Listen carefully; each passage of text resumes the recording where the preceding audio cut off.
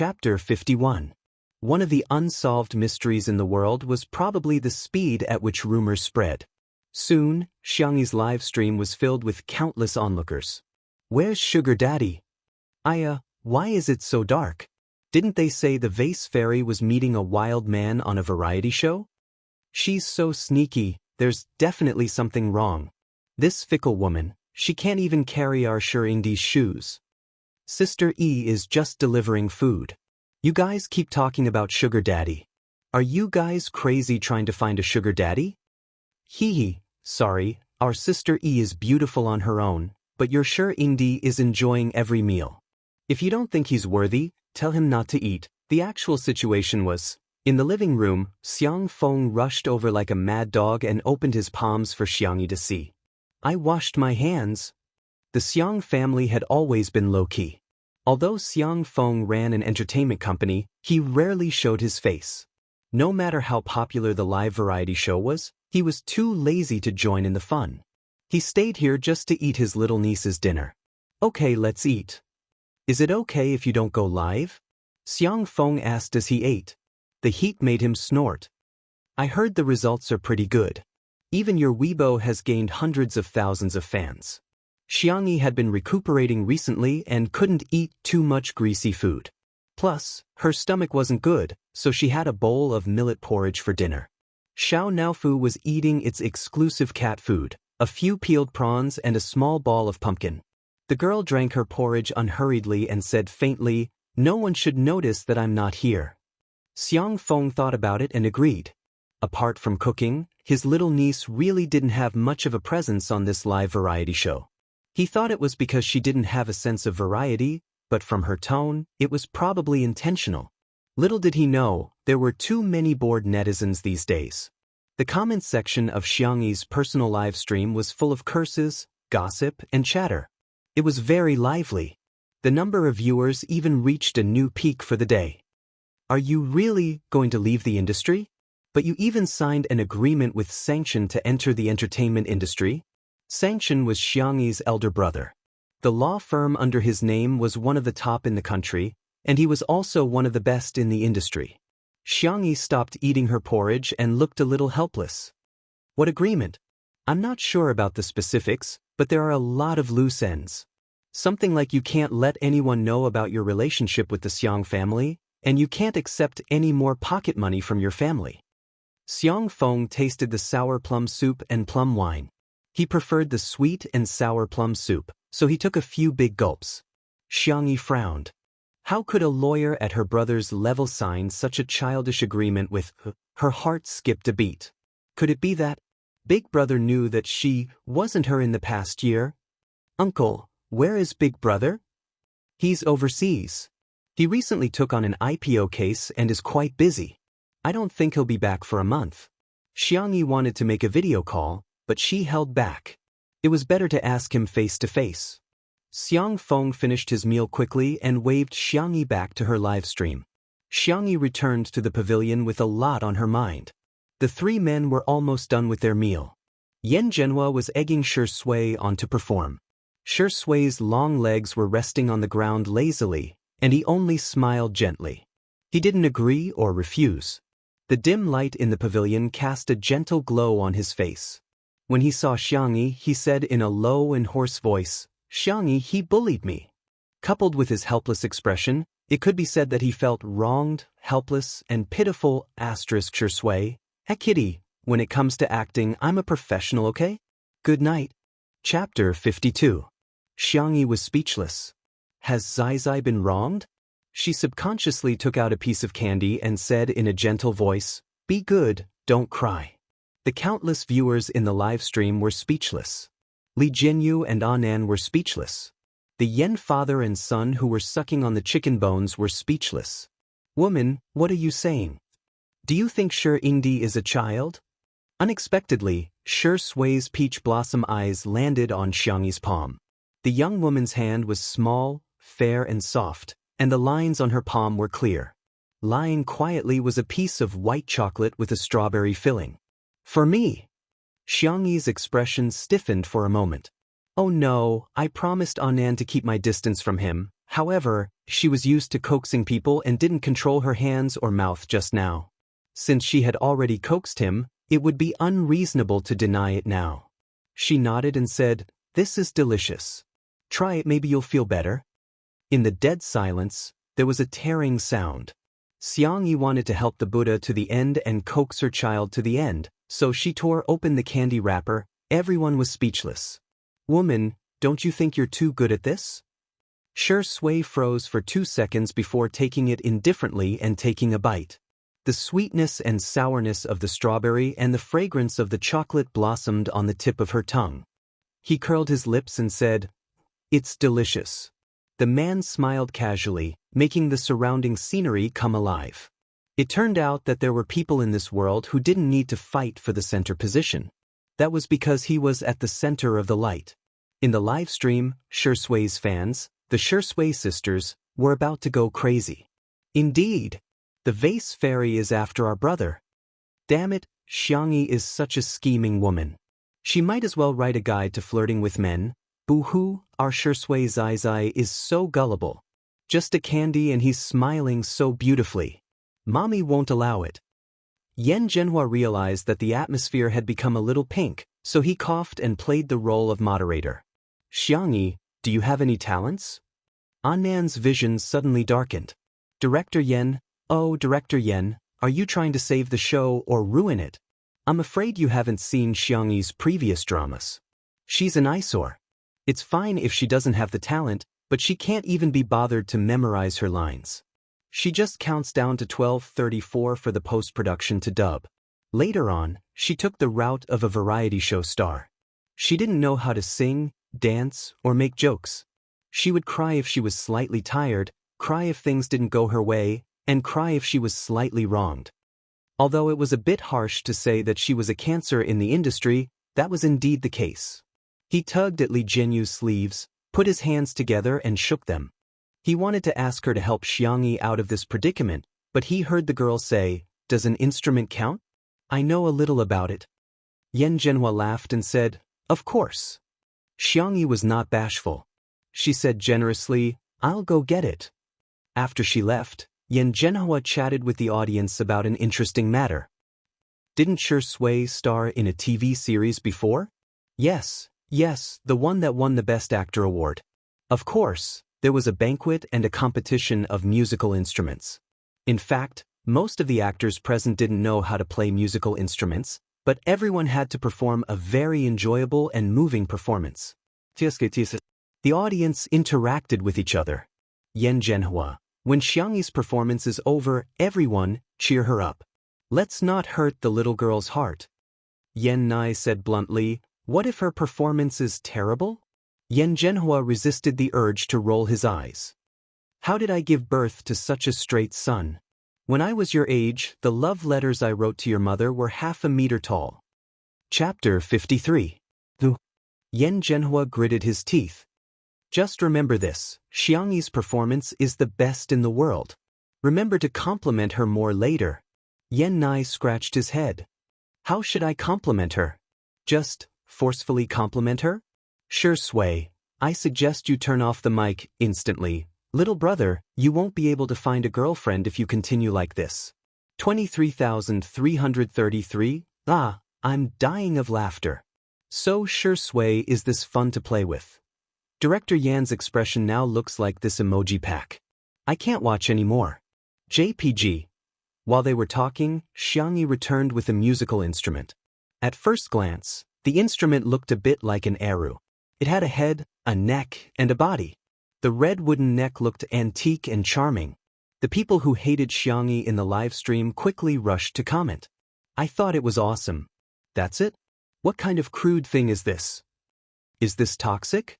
Isn't this the shamisen from our nation?" As expected of the vase fairy, she can't do anything. She's #1 in worshipping foreign things. This looks so difficult. Doesn't she know her own standards? She could have just played the harmonica or played the thumb harp. Why did she have to do such a fancy thing? The next second, Yan Zhenhua exclaimed, "Is this Xianxia?" After work, he liked to go to a tea house to listen to opera. The instrument looked very familiar, but he wasn't 100% sure. Xianxia nodded. Do you have a song you want to listen to? Yan Zhenhua usually listened to a lot of songs, but he really couldn't think of a name. He smiled and said, "Whatever, you can improvise. I'll embarrass myself." As soon as she finished speaking, the girl's slender fingers landed on the strings. A traditional song began to play, and the unique thick and bright timbre immediately pulled people into the smoke and fire of the mortal world. Yan Zhenhua originally thought that Xianxia was just casually learning, but after listening to a short section, he realized that this girl's standards were not ordinary. There was a clear difference between the level of the accompaniment master and the little apprentice in the tea house. In his opinion, Xianxi's level was on par with those experienced masters. Yan Nai stopped talking and stared straight at Xianxia. When she was serious, it was as if she was wearing a light filter. Yan Nai's ears quietly turned red again.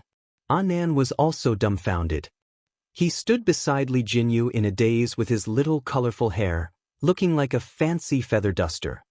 Is my sweetheart really that formidable? In the live stream, the netizens were also filled with question marks.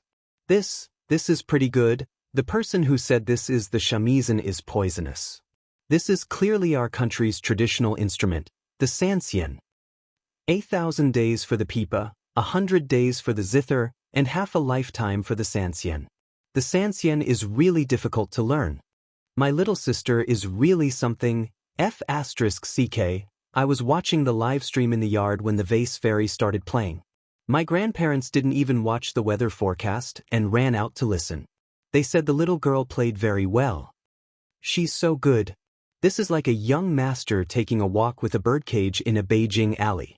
When he's tired, he sits on a rocking chair under the shade of a tree to play with the birds and drink tea. Using sound to convey the scenery, using music to move people. You guys keep calling her a vase fairy, but she's clearly a treasure girl. I'm a fan now. The netizens who had attacked Xianxia at the beginning all had expressions that were more interesting than the one before. This was indeed a large-scale face-slapping scene. However, Xianxia wasn't slapping her own face, but the frogs at the bottom of the well. Chapter 54. In the middle of the song, the girl's finger technique changed from a folk song to an ice river. The sound of the zither was sometimes far and sometimes close, sometimes fast and sometimes slow. Her finger technique was so fast that it was dazzling. The song was simple and intense, yet it could ignite the deepest passion in one's heart. I'm on my knees. Although I don't know much about Xianxia, this is a finger technique that I'll never be able to learn in my lifetime. Music really can convey emotions without words. I can really hear the majestic feeling of mountains and rivers in chaotic times. Folk music is awesome. I get angry when I see someone praising the shamisen as a foreign Xianxia. There is no distinction between high and low musical instruments. Besides, the shamisen evolved from our Xianxia. This girl's improvisation is the best slap in the face. After the climax, the sound of the zither changed again, but the frequency slowed down and it became a slow and soothing tune again. It was a sharp contrast from before, but it was not abrupt and connected naturally.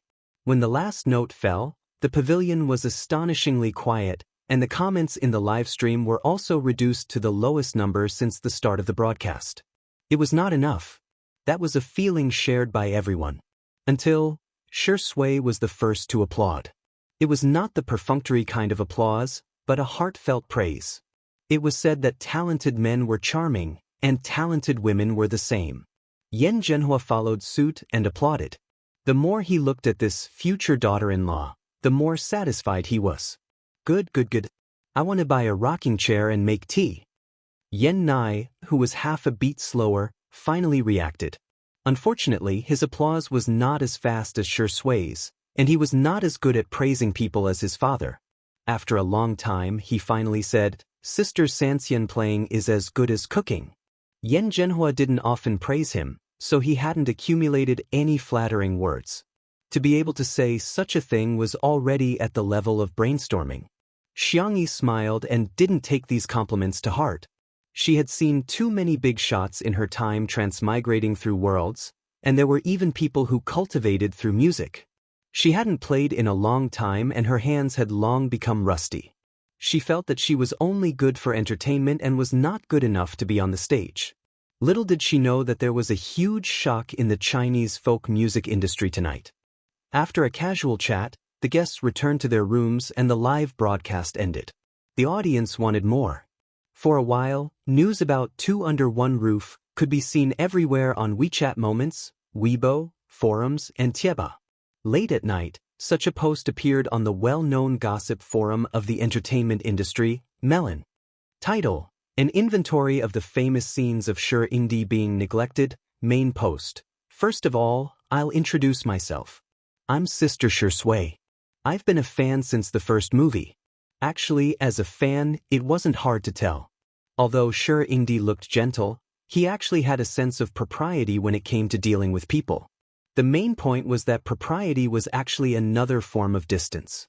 To give a simple example, he didn't have any particularly good friends in the industry, nor did he have any contact with big fans.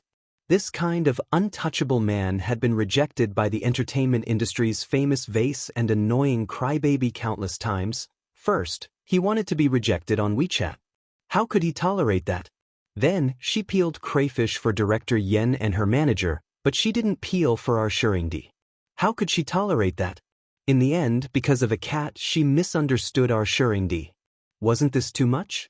How could she tolerate that? Yes, I've tolerated all of the above. Also, I think these two people are too CP. Because it's too magical, I'm going to call them untimely CP. Someone immediately replied to the post. Unrealistic, get lost. Unimaginable, get lost. Not worth mentioning, get lost. No. Asterisk sorry it's a little late today. Good night. 3. Red Heart. Chapter 55. While some people objected, others naturally supported it. As more and more people replied to the post, a few outliers emerged. Abstinent Best Actor vs Beautiful Vase. Isn't this the standard image of a sweet cookie in the entertainment industry? As long as the two of them are in the same frame, it'll look like an idol drama with a soft light filter. I love this pair. With all due respect, I spent the weekend watching live streams at home. Xianxia can cook and play the Xianxia. She's beautiful and has a good personality. How is she not good enough for Xiangshui? More and more fans came down one after another, tearing each other apart as the post went viral. It was even uploaded to Weibo by marketing accounts. Because of the #Xiangshui hashtag, the Xiangshui sisters were infuriated when they saw this post.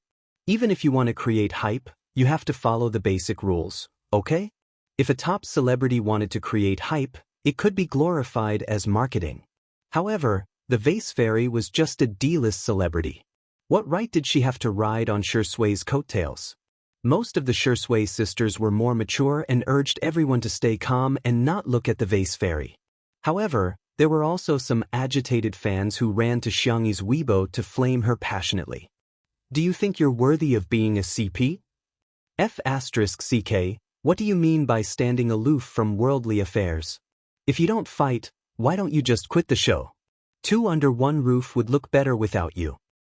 Our brother has actual achievements, box office, awards, luxury endorsements, and the cover of the 4 major magazines. What do you have? Cooking? What a joke. How many female seniors have shed tears, sweat, and blood in exchange for a day when men and women are equal? What about you? You want women to return to the kitchen to help their husbands and children? Can a woman's value only be reflected by cooking? The netizens were enjoying the drama and lamenting, Xiangshui isn't a top celebrity, but his fans are fiercer than the top celebrities. The Vase Fairy is probably going to shut herself out from the criticism this time. Maybe we won't be able to see her on the live stream tomorrow. Someone posted, speaking of which, isn't the Vase Fairy going to make fried milk tomorrow morning? I want to see if it's delicious. This sentence resonated with many people. Actually, the Vase Fairy wouldn't be so annoying if she just cooked and didn't cause trouble. At this point, Xianxia was equivalent to the chef in Two Under One Roof in the minds of the majority of netizens. While the scolding war was in full swing, a well-known music critic in the country suddenly posted on Weibo. E.g. Grey Turtle de V. I haven't posted in a while. Many fans and friends are very concerned about my recent situation. I'll explain it here. A few days ago, my father was ill. Even after visiting all the famous doctors, there was still no way to save him. Now, I'm afraid he doesn't have much time left. He was a Xianxia teacher at a music academy in China. In recent years, fewer and fewer children were learning traditional music, and even fewer were learning Xianxia. Even when he was seriously ill, he still racked his brains, fearing that he would not be able to teach the last few disciples well. He was even more afraid that there would be no successor for this traditional skill. Today, he happened to hear Ms. Xianxia's Xianxian performance. He had been tortured by his illness for the past few days, and his mood had become increasingly irritable. He, who no longer had the will to live, listened to it calmly. He even asked me to replay it for him many times. He commented, "Pearls fall on a jade plate, strings whisper like whispers, listening to the wind and rain at night, iron horses and ice rivers come." I spent 1,000 days learning the pipa, 100 days learning the zither, and half a lifetime learning the Xianxian. I spent half a lifetime honing my skills, but I can't even compare to a young girl. It's lamentable, sad, but also gratifying. Congratulations! There's a successor for the Xianxian, and there's hope for the future of traditional music. Just now, he agreed to undergo Western medicine chemotherapy. I'm full of emotions, but I don't know where to start. I'd like to express my gratitude to Ms. Xianxia. As soon as this Weibo post was posted, the Swordplay sisters, who were still scolding her, fell silent. Chapter 56. Some people were indignant and thought that the blogger was just trying to ride on the hype, but when they clicked on his profile page, they were dumbfounded. He had millions of fans and was extremely loyal to his fans, with tens of thousands of comments. Although he was an internet celebrity, the annual awards for Best Music and Best Live Performance had a huge impact. His real name was Ban Hui, and he was an honorary professor at a prestigious school. He had even given public lectures at world-class music schools. In layman's terms, this gray turtle dove was a big shot. He was a big shot in the music industry. The comments section immediately became lively. "Huh, a bunch of ignorant newbies. Did Teacher Ban's resume scare you? I suggest you search for Teacher Ban's father, Ban Jin. There's a surprise for you." I'm shocked. So this big shot is personally backing up Vase Fairy? Most of the Swordplay sisters sensibly remained silent, but there was a small group of people who were too prejudiced against Xianxia and refused to believe or acknowledge Xianxia's excellence. Her account must have been hacked. Do you really believe it? Interesting. She just picked up an instrument and played it a few times, and she's already bragging about it. How much money did Vase Fairy spend? I really don't think she's that good at playing. Although I don't know much about it, I think she's quite an amateur, she just plays a little too fast. I don't know much about 3-string or 4-string instruments. What's so great about folk music? If it's really that good, why do all the children go to learn the piano and violin? These comments were nothing compared to the level of arguments between fans. At least, they didn't ask about Xianxia's mother. However, something unexpected happened. Gray Turtledove replied with more than a dozen comments. Her account wasn't hacked. Not a single cent was confiscated. Art is a skill. But it's only about skill, not art. Ms. Xianxia's performance is smooth and natural. I think it's already at the level of art. It's one's freedom to learn Western instruments or folk instruments, but since you can recognize the excellence of Western instruments, why is it so difficult to admit that folk music is excellent? Immediately afterwards, the granddaughter of the famous 3-string performance artist, Old G, also reposted on Weibo. My grandma asked me to ask if big sister Xianxia is interested in quitting the entertainment industry and coming to our school to be a music teacher. The pay will be good. The netizens who were on the front line of watching the drama quickly went to check the information. Although the Folk Music Academy under Old G's name wasn't big, it was the academy that folk music students in the country yearned for the most. The netizens gasped. After that, a certain Eru performing artist reposted a Weibo post to poach her. Young lady, I think you're good at Xianxian. Why don't you learn the Eru from me? Netizens, take another sip. A Swona master reposted the post and teased, you might as well learn to play the Swona from me. If you can play it from the full moon to the 7th day of the lunar month, you won't have to worry about losing your job. The netizens, F***, I'm laughing so hard.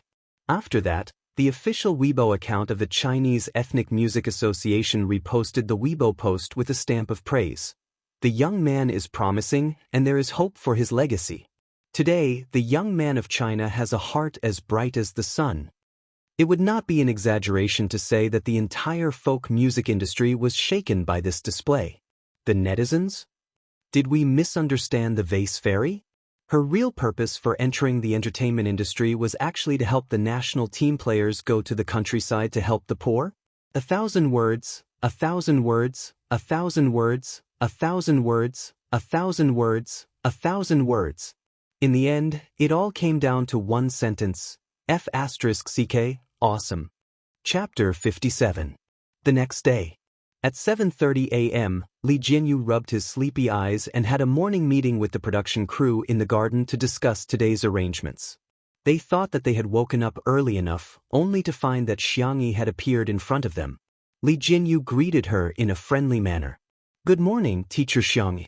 Are you going to train?" Xianxia gave him a strange look and said politely, "Good morning. I'm done with my morning exercise." Everyone was speechless. Li Jinyu said, "Running? We can do it together next time. I can run 5 kilometers too." As a director, the most important thing was his health. He also liked photography, and it took a lot of strength to carry a heavy machine for an hour or two without moving. Xianxia said, "No, Tai Chi, I practice swordsmanship occasionally." Everyone was speechless. Is it the kind of Tai Chi and swordsmanship that old people in parks practice? Li Jinyu laughed dryly. "Teacher Xianxia, you're really in good health." Xianxia asked, "Are you hungry? Breakfast is ready." "I made breakfast for you guys." Xianxia looked at the time on her sports wristband. "It's about time. The number of people is still the same as yesterday, right? There's enough food."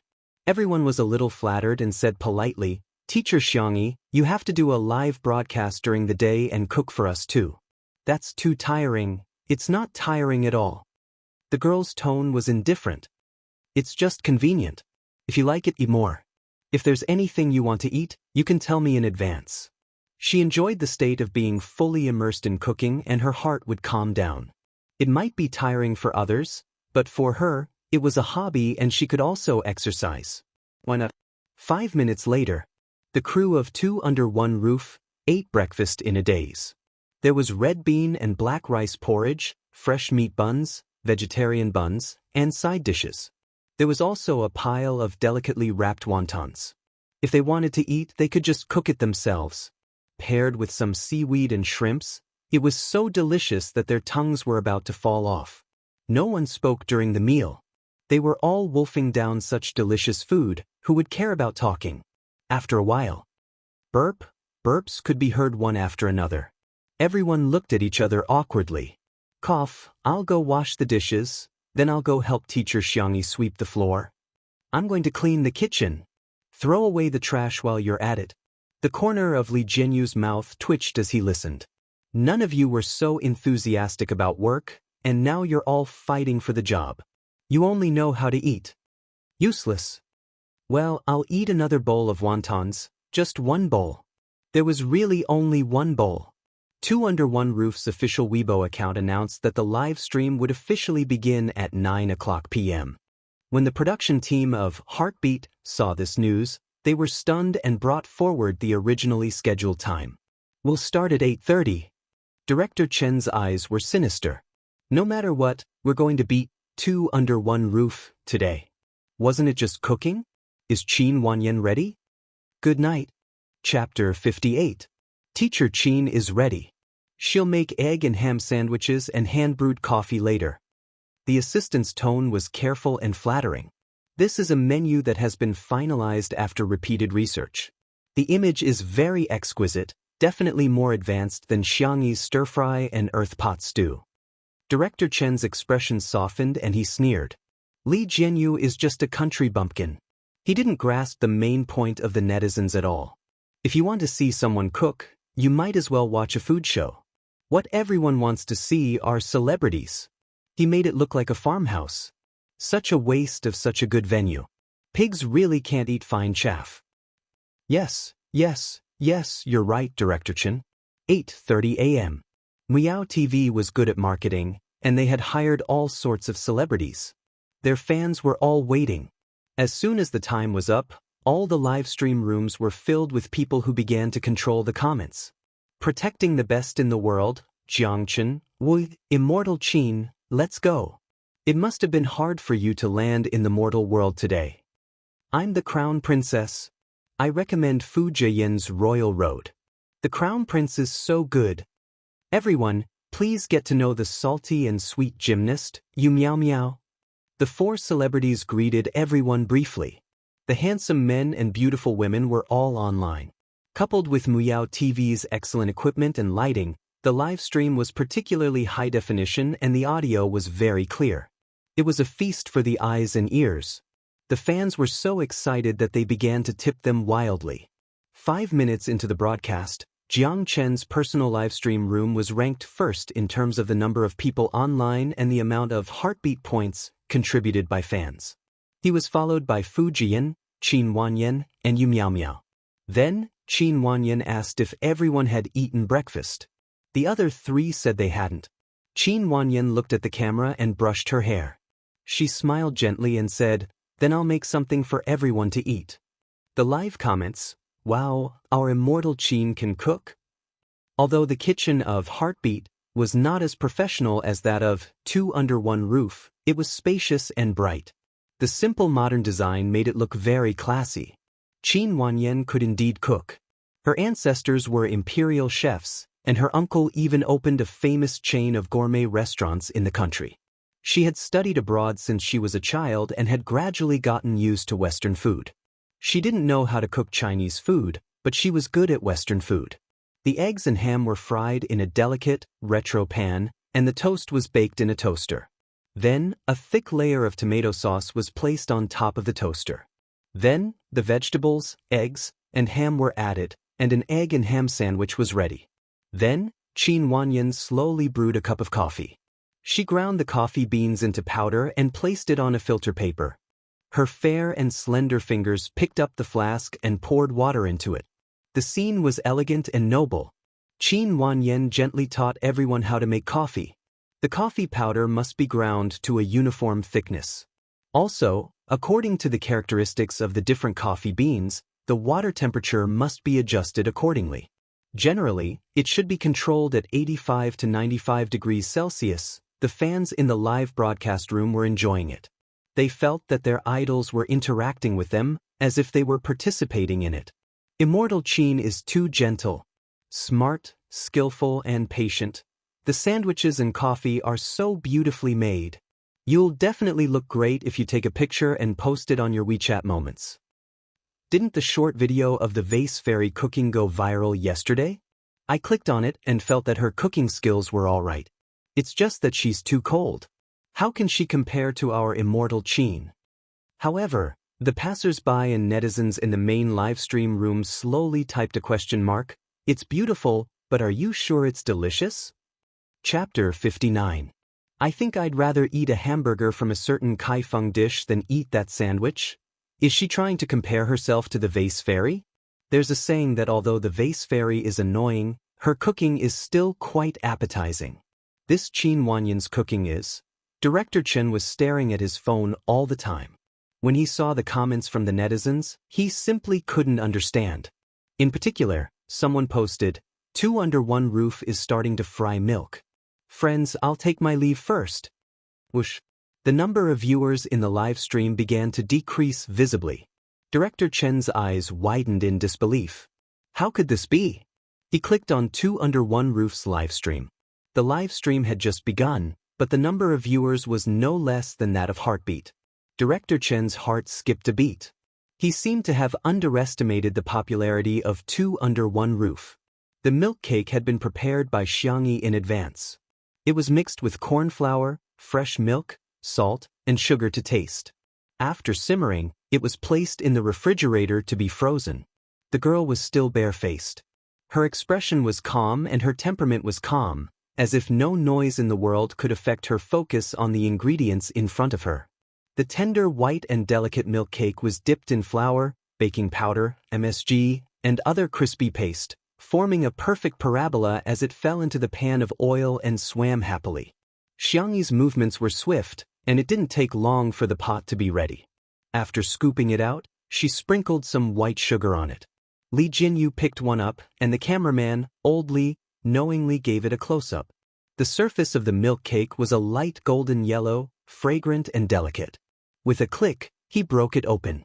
The custard in the core was soft and tender, and when he pinched the crispy outside, the custard inside would shake gently and become bouncy.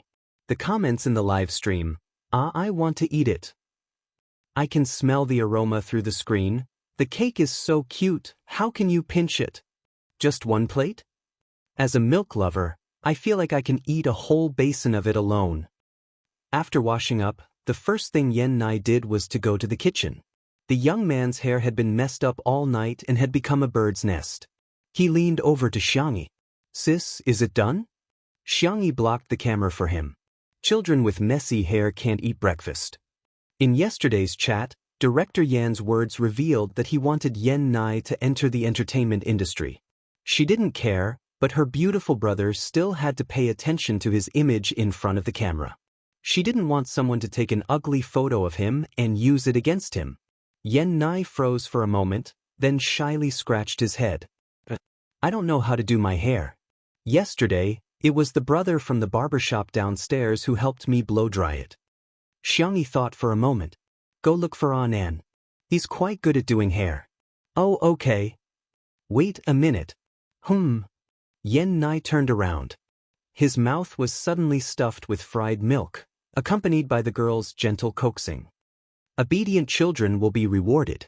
Xiao, Yan Nai even forgot to chew. The redness spread from the tip of his ears all the way to his neck. She fed me. Does she like me? The young man blushed and his heart raced because of his imagination. He ran out of the kitchen and bumped into a slender figure. It was Shui.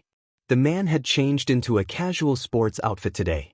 He was wearing a white hoodie and blue jeans, looking fresh and clean like a student.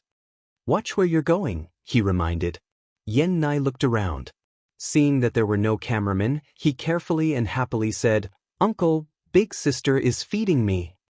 Chapter 60. The handsome man's expression didn't change as he raised his eyebrows. His peach blossom eyes seemed to be smiling, making him look like a sly old fox. Is it delicious? The innocent young boy said shyly, I ate it too quickly and swallowed it before I tasted it. Shui's maturity and calmness made him subconsciously feel that he was someone worth trusting and confiding in. I think my sister is so gentle. She blocked the camera for me and even let me go to her manager to get my hair done. Shui smiled and patted his head. Yan Nai smiled foolishly. Uncle, you're very gentle too. Shui smiled kindly. Uncle? Do I look old? Tisk, you're already an uncle at the age of 27. Next year, you'll be called Grandpa. Shui sighed. Yan Nai quickly waved his hand. No, uncle, you're not old at all. No, brother. Brother Shui. A certain fox didn't feel guilty at all for tricking a child and said gently, Go get your hair done. Make it more handsome so you'll look better on camera. Thank you, uncle. Brother. Yan Nai wasn't sure if it was an illusion, but he felt that after he called him brother, Shui's gaze inexplicably became much kinder. Shui entered the kitchen and the camera immediately pointed at him. The man had a good sense of the camera and smiled slightly. Good morning. The comments section of the live stream instantly exploded. Good morning, brother. Good morning, hubby. Those who call him hubby, please have some self-respect. This is my man, okay? Doghead. Xianxia looked back and met the man's gaze. Good morning. Shui's smile deepened. Morning. Shui walked over with his long legs. Do you need help? No, the food is ready. There's fried milk, fresh meat wontons, and vegetables. I'm going to squeeze some juice for the child. Senior, what would you like to drink? Shui helped her put the breakfast on a wooden tray.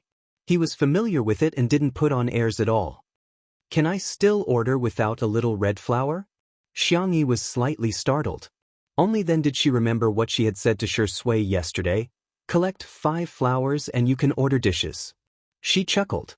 She didn't expect Swordplay to take her words seriously. Senior can have special privileges. Swordplay, coffee then. Xianxia nodded. Okay, I'll squeeze the juice first.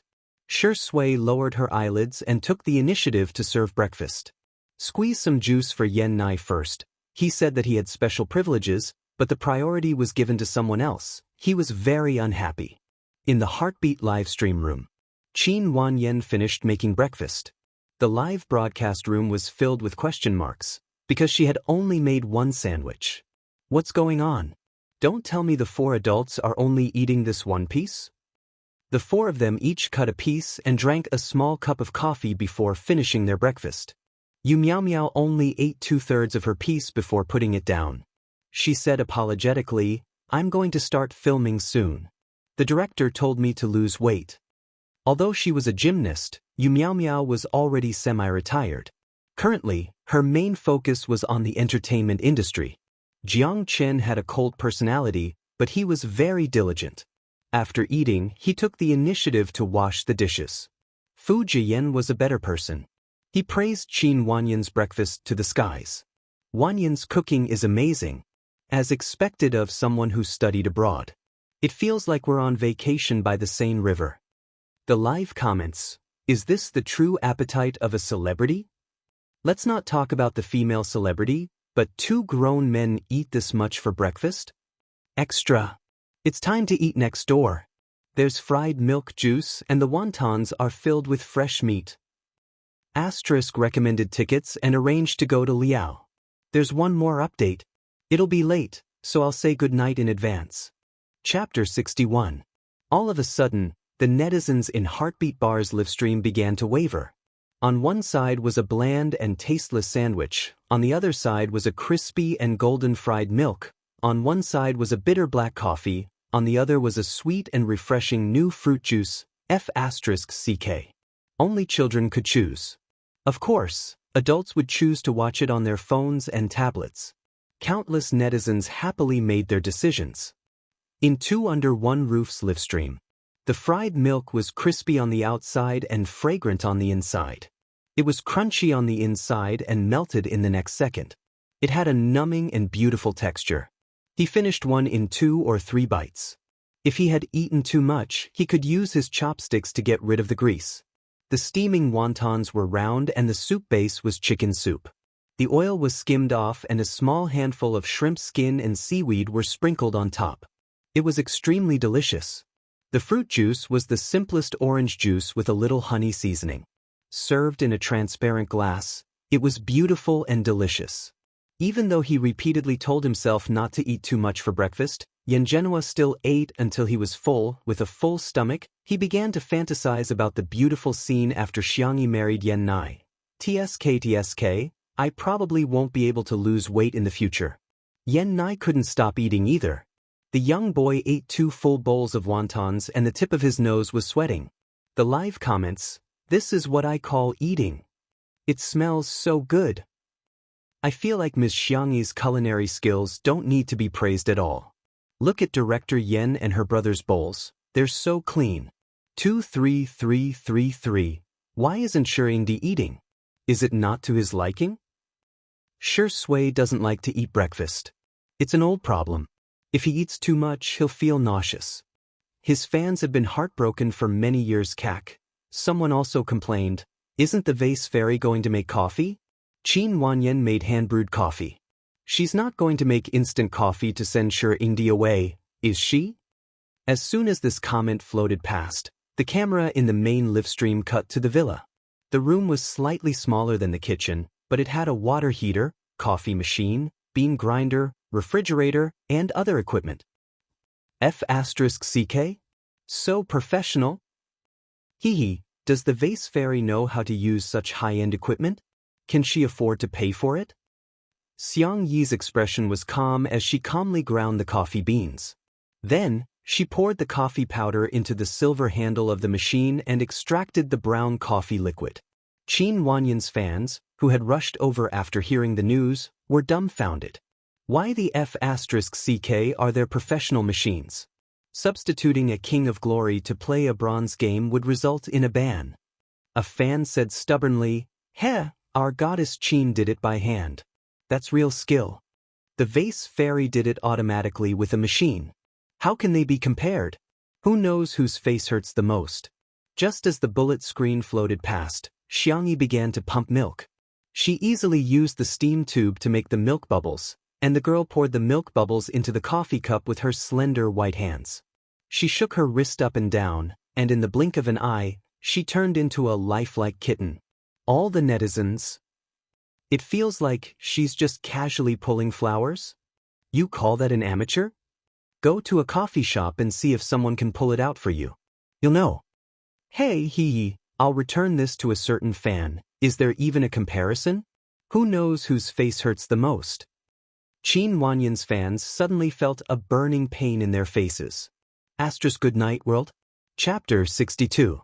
Xianxia was a clean and efficient worker, and she soon made a few cups of coffee. Espresso, iced Americano, caramel macchiato, none of them seemed to be a problem for her. Li Jinyu reacted and asked, "Teacher Xianxia, did you get a barista license? I heard it's quite difficult. It requires theoretical knowledge and practical operation." Xianxia looked at the camera innocently. The live comments. I suspect the vase fairy's gaze is trying to say, "Do you even need to learn?" However, the girl's tone was very gentle and polite. "No, I just learned from someone else. My level should be very average." The live comments. "By the way, if you staff want to drink coffee, you can come in and make it yourself. If you don't know how to use this semi-automatic coffee machine, there's a capsule coffee machine over there. Put the capsule in and it will automatically extract the coffee." Li Jinyu pretended to be polite.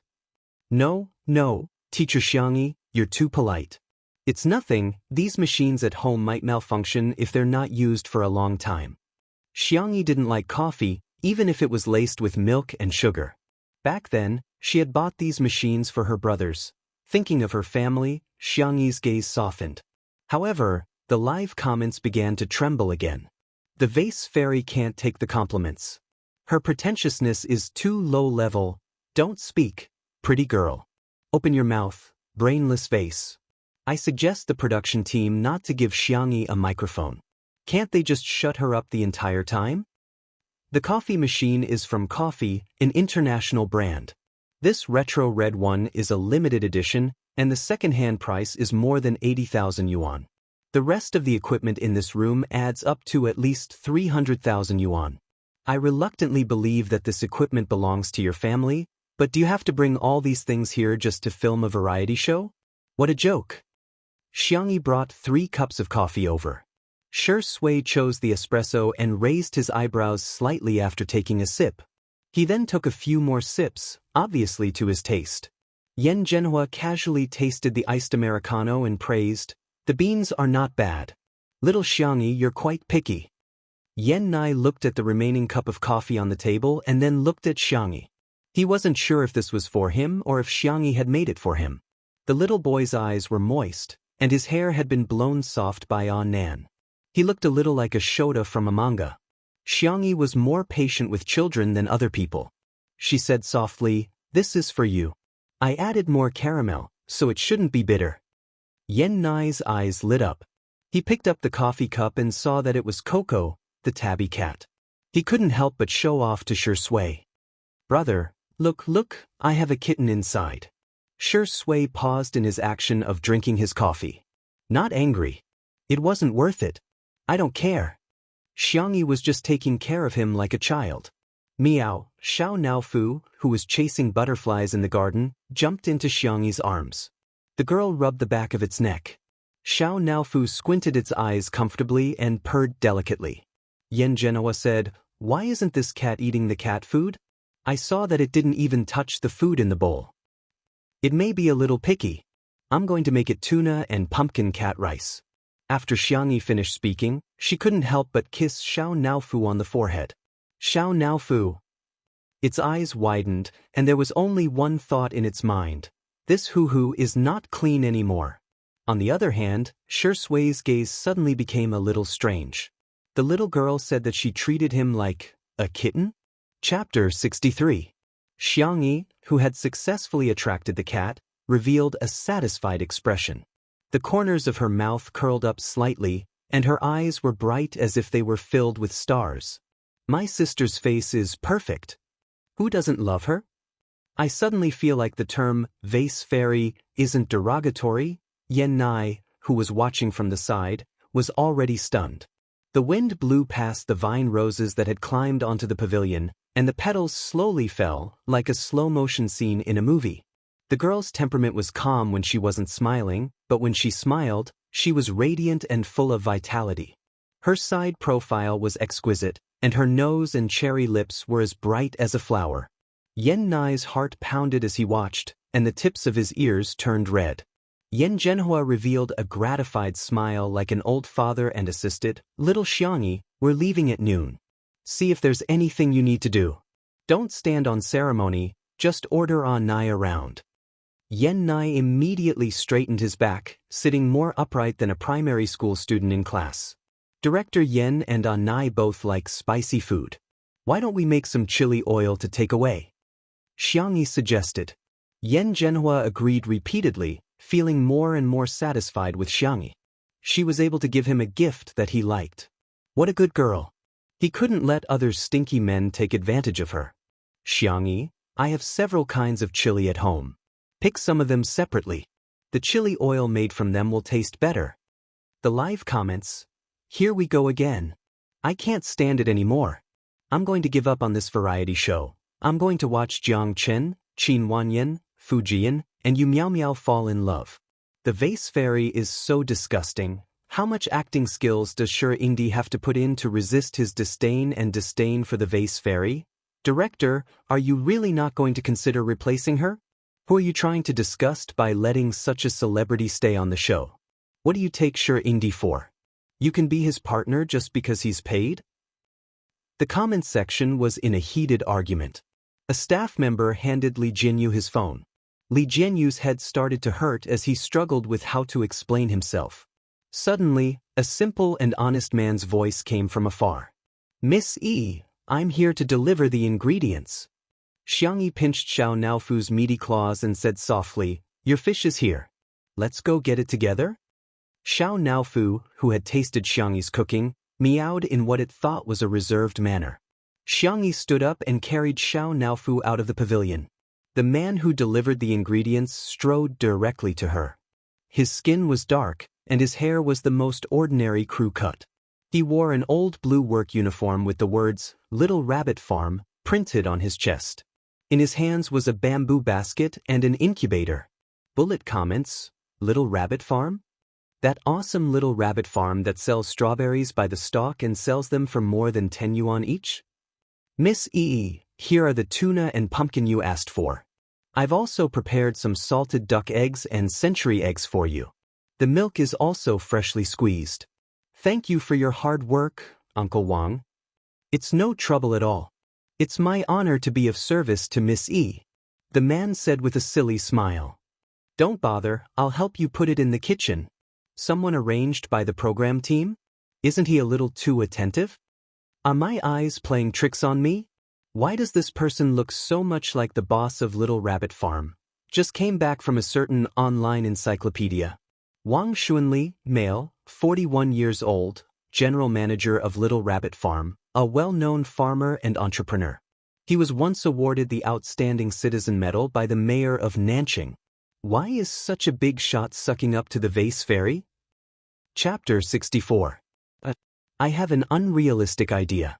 Could this house really be Xianxia's home? Are you a fan of the vase fairy? If you know it's unrealistic, don't say it out loud, okay? Aren't you afraid of being laughed at? Ayaya, the water army may be late, but they definitely won't be absent. How much does the vase fairy pay you for each comment? If there's money, let's make it together. The comments in the live stream were all sarcastic towards Xianxia. Wang Xuanli put the ingredients away, and before he left, he even took away the garbage in the house. Thank you, Uncle Wang. Xianxia thanked him. Wang Xuanli scratched his head and said, What's there to thank me for? It was just on the way. If you want to thank someone, I should be the one thanking you. If it weren't for you, how could us uncouth men who only know how to pick up dirt in the fields be able to live such a good life now? He suddenly slapped his forehead. Look at my memory, I forgot about the gifts I prepared for everyone. He took out something that looked like a remote control and pressed it twice. 6 round robots drove in from the direction of the gate, each pulling a small cart with several foam boxes stacked on top of it. Wang Xuanli said, Miss E, I heard that you're doing a live stream. The new youngster at our farm said that we have to give gifts to our fans during live streams. We can't let you lose face, so we prepared these for you. He casually opened a box, which was filled with boxes of fresh strawberries. The strawberries were bright red and each one was half the size of a palm. He then opened another box, which contained vacuum-packed spicy rabbit heads. Each bag weighed 2 caddies, which was large and affordable. There were also handmade beef balls, egg yolk crisps, and various other specialties from Little Rabbit Farm.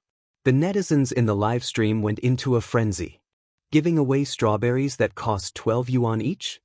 I remember that spicy rabbit head is limited to 50 servings per week. It's already sold for a few hundred yuan on the black market. This bag is too big. I'm about to pass out. Handmade beef balls are my favorite. Boo-hoo, other people's beef balls aren't as delicious as the ones from Little Rabbit Farm. It's fine if it's expensive, but I can still buy it if it's limited. Xianxia glanced at it and nodded slightly. Okay, I'll give you these then. She then looked at Li Jinyu with an innocent gaze. How should I give them? Lucky draw?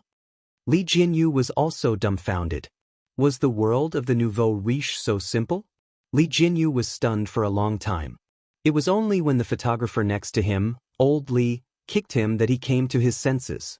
He cleared his throat and said, Then I'll take it to the official Weibo account to repost it for the lucky draw. Wang Xuanli stared at Xianxia and opened his mouth, but no sound came out. He seemed to have something to say. Xianxia asked, Uncle Wang, what's wrong? Wang Xuanli couldn't help but speak his mind. Miss E, I heard that you don't earn much in the entertainment industry. When will you have enough fun and come back to inherit Little Rabbit Farm? Bullet screen? Also, I saw the netizens gossiping about you, but this is clearly your home. Wang Xuanli said angrily. I feel wronged for you. Bullet screen? What did you say? Little Rabbit Farm belonged to the Vase Fairy? This mansion also belonged to the Vase Fairy. Good night. A total of 9,500 recommendation votes. Chapter 65. The netizens were so shocked they couldn't speak. Especially Xianxi's anti-fans, who had been scolding her for being uncultured and clueless for so long. In the end, the home she was talking about was really her home. After a few seconds of silence. May I ask, what the hell is Little Rabbit Farm? I'm from Nanqing and I'm here to explain. Little Rabbit Farm is the pride of Nanqing. The farm used to be a wasteland, and the farmers nearby were very poor. Later, a big boss invested in high-tech farming, such as cultivating high-quality seeds, introducing automatic seeding machines and harvesters, and using robots to pick up goods from the warehouse. The total output isn't high, but the quality can reach a special level. A small portion of semi-processed food can be bought online, but other products are only sold in Nanqing. Online shopping depends on hand speed, offline racing. Yesterday I was late by a second and missed the last box of Little Rabbit Farm strawberries in the supermarket. Bye-bye. Some netizens went to Taobao to search for Little Rabbit Farm, and the prices of the farm products that popped up made them wonder if the seller had set the wrong numbers. Little Rabbit Farm specialty strawberries. 12, starting at 6, shipping not included. Why didn't they just rob others? 12 yuan could buy about a caddy of strawberries. Clicking on the comments, the buyers were praising the strawberries to the skies, claiming the taste was heaven-defying, and even praises like, this strawberry should only exist in heaven, popped up. Is it really that good? I don't believe it. Buy some to try. As soon as they clicked on the purchase button, a notification popped up, frowny face, this product is sold out. Damn, is this the attitude of a businessman? Can't even spend money? Clicking on the other products, they were all ridiculously expensive, yet mysteriously tempting. Without exception, they were all sold out. Hunger marketing, right? You think I'll fall for such a low-end consumer trap? Damn, if I can't buy it, I'll go to the black market. After a quick search, the black market prices were as follows. Second-hand Little Rabbit Farm specialty strawberries, 36, starting at 6. Strong buyers, no bargaining, no replies. If you want to bid, you can get 2 boxes. Take it or leave it. Are second-hand products so expensive these days? After such a fuss, many netizens had a direct understanding of Little Rabbit Farm. Expensive. Difficult to buy. This Little Rabbit Farm is so fresh and unpretentious. Very good, it successfully attracted my attention. See you at the lucky draw on Weibo. However, for many netizens, setting aside Little Rabbit Farm for the time being, the venue used for the live broadcast of Two Under One Roof was actually Vase Fairy's home. This immortal villa, the immortal garden, the vast vegetable field, the clear pond, the distant farm, all belonged to the Vase Fairy. Countless netizens fell into deep thought. Her entry into the entertainment industry was more than just a national team player going to the countryside to help the poor. This was simply a rich and beautiful young lady who had come here to experience the hardships of life. Chapter 66.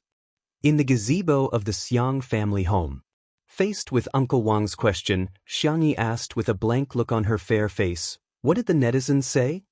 According to her imagination, she shouldn't have much of a presence in this live variety show. Uncle Wang opened his mouth and asked, You didn't read the comments?" Xianxia said indifferently, "I've been getting treatment for my eyes recently, so I haven't been using my phone." Her eyesight used to be very good, but over the past year, she had probably overused her eyes, causing her to be slightly myopic. Xianxia was not used to this, so she made some medicinal cuisine and eye masks herself. In order to ensure the effects, she reduced the use of all electronic products. Uncle Wang said indignantly, "Those netizens are too much. They said that you've taken over someone else's home and are claiming to be the owner. This is clearly your home, you tidied it up yourself?" "I see." Xianxia nodded, her expression unchanged, as if she was indifferent to the netizens' negative comments. Shui leaned lazily against the back of the chair, tapping her fingers on the armrest. The Yen father and son next to her were equally shocked. This place is actually Xiangyi's home? Director Yen suddenly felt that his son wasn't worthy of Xiangyi, the rich little girl. Li Jianyu hurriedly cleared his throat. At first, Xiangyi said that there was no need to tell the netizens that this was her home, but the anti-fans provoked her again and again, so much so that even a clay figurine would get angry. But now that her disguise had been exposed, even though the young lady kept a low profile, he had to help her slap her face. It's like this. As we all know, there was an accident before the live broadcast of our variety show. The filming location was maliciously exposed, which seriously affected the normal filming. When our program team was at their wits' end, it was Ms. Xiangyi who offered to lend a helping hand and asked us to film at her house. That solved our urgent situation. Li Jianyu explained the cause and effect of the incident in a caring tone. On behalf of the production team and the entire production team of Two Under One Roof, I would like to express our sincere gratitude to Teacher Xiangyi. At the same time, I would also like to interview Teacher Xiangyi. Why did you choose to hide the fact that this was your home in the beginning? Xiangyi glanced at the camera and said casually, "There's nothing worth mentioning." Li Jianyu. "Okay, as long as you're happy." The pop-up comments? I'm King cursing. Is this the highest level of pretentiousness? There's no pretentiousness? Hey, why aren't some haters coming out? You wanted to bully a soft persimmon but ended up kicking a hard board instead. Are you afraid now? Vague Vase Fairy's home at most, she would's. If I were her, I I'd. S's. This girl knows how to cook, has a low-key personality, and is very polite to others. Favorability plus 100. Chapter 67. The fans came too quickly, like a tornado. In the blink of an eye, Xiangyi's fans had turned from pure fans of her looks to fans of her looks, personality, and cooking skills. There were even netizens who posted on Weibo to complain that they had only broadcasted the live broadcast to their TV at home, but as a result, their mother, grandmother, and other elders were full of praise for Xianxia. Yes, at this moment, the majority of Xianxia's fans were unexpectedly her elders. Miss E, go to the farm and take a look when you're free. The wild boars we've been rearing recently are really fat. Wang Xunli's tanned face was full of anticipation. Xianxia said good-naturedly, "Okay, I'll go." "Okay, I'll wait for you to slaughter the boars."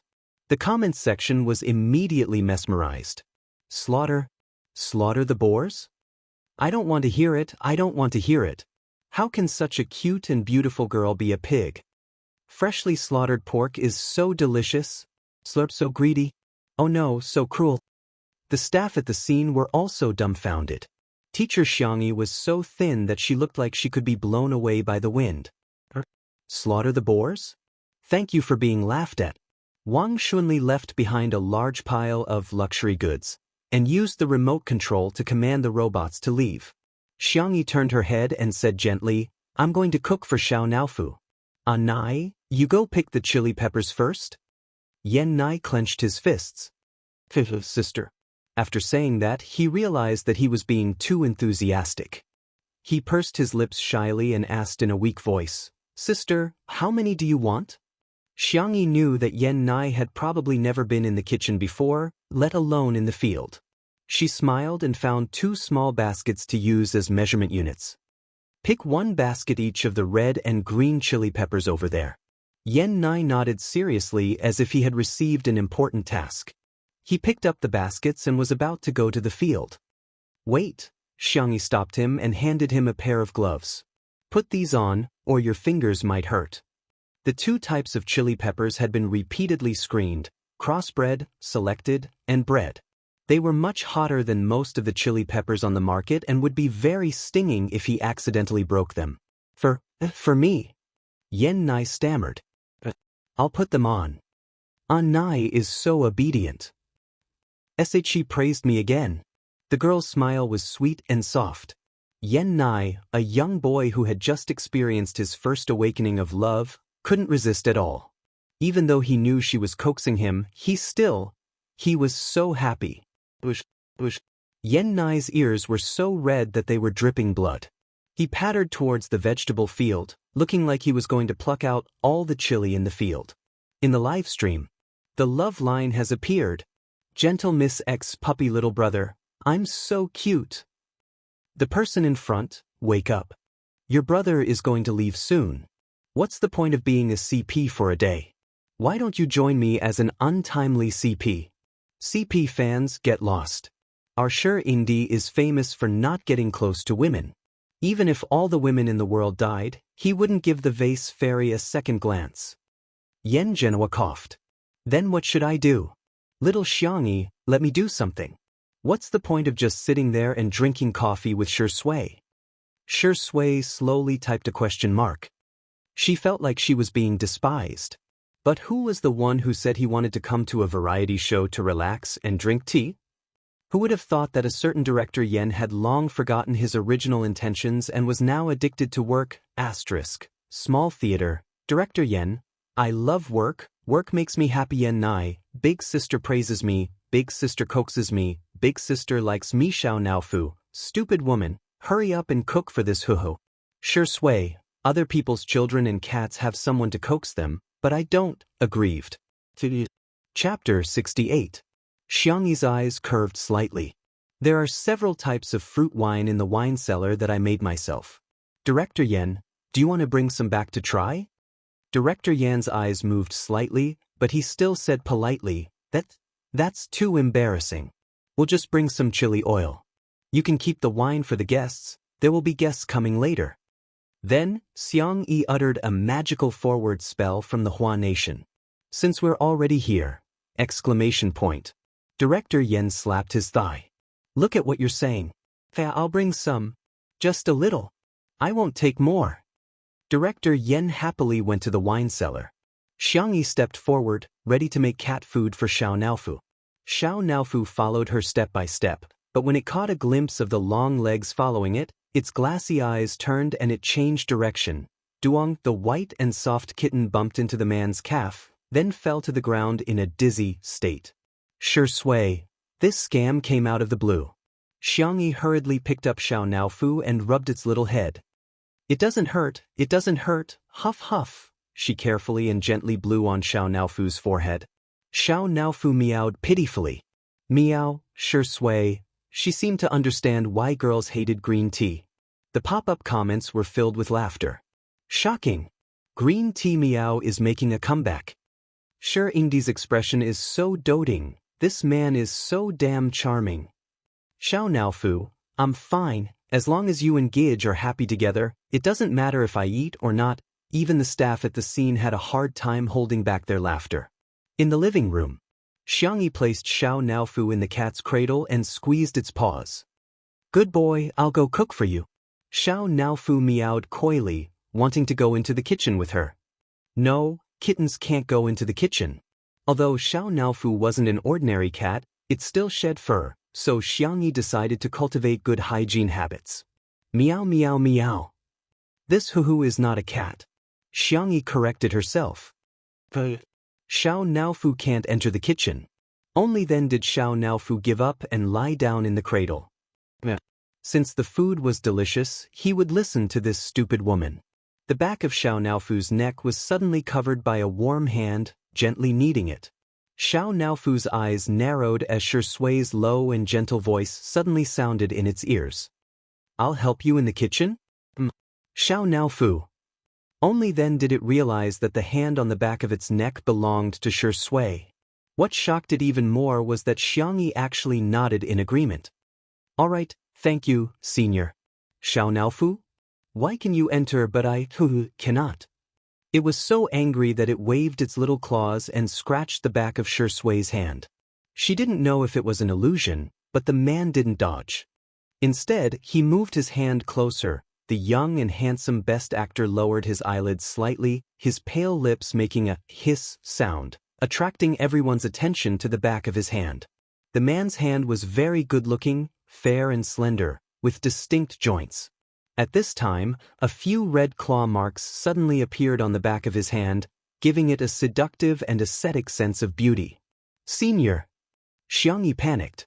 Wait a moment, I'll go get the alcohol. No need.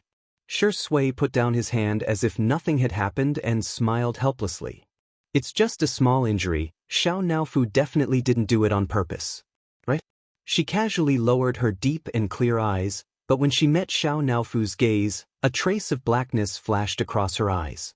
Xiao Naofu's fur exploded. King played me.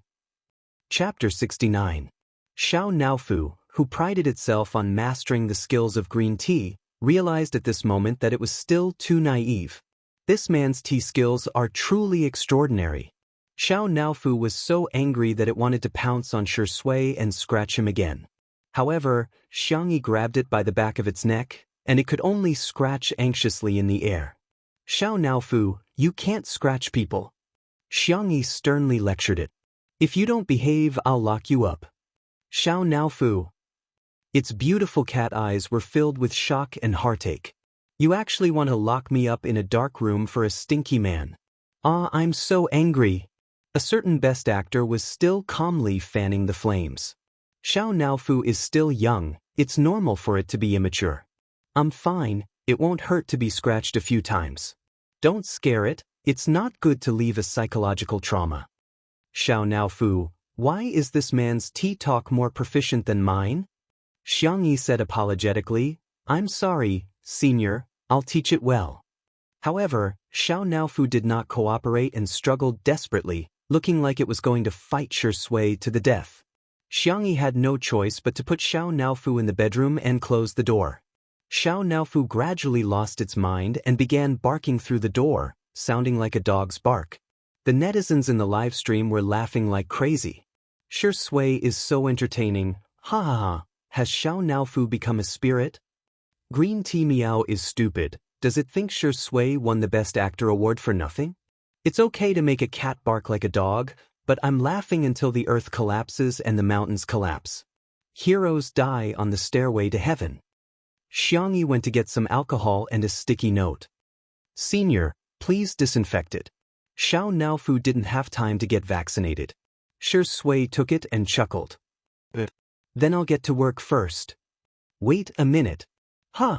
Xianxia turned around, and a pair of gold-rimmed glasses suddenly appeared in front of her eyes. The man's slightly protruded, and the scars on the back of his hands seemed to be entwined with a few red threads. He slowly helped Xianxia put on her glasses, tidied up the girl's hair, and warmly said, "Plain glasses, be careful not to burn your eyes when making chili oil." The frame of the glasses still seemed to retain the warmth of his body.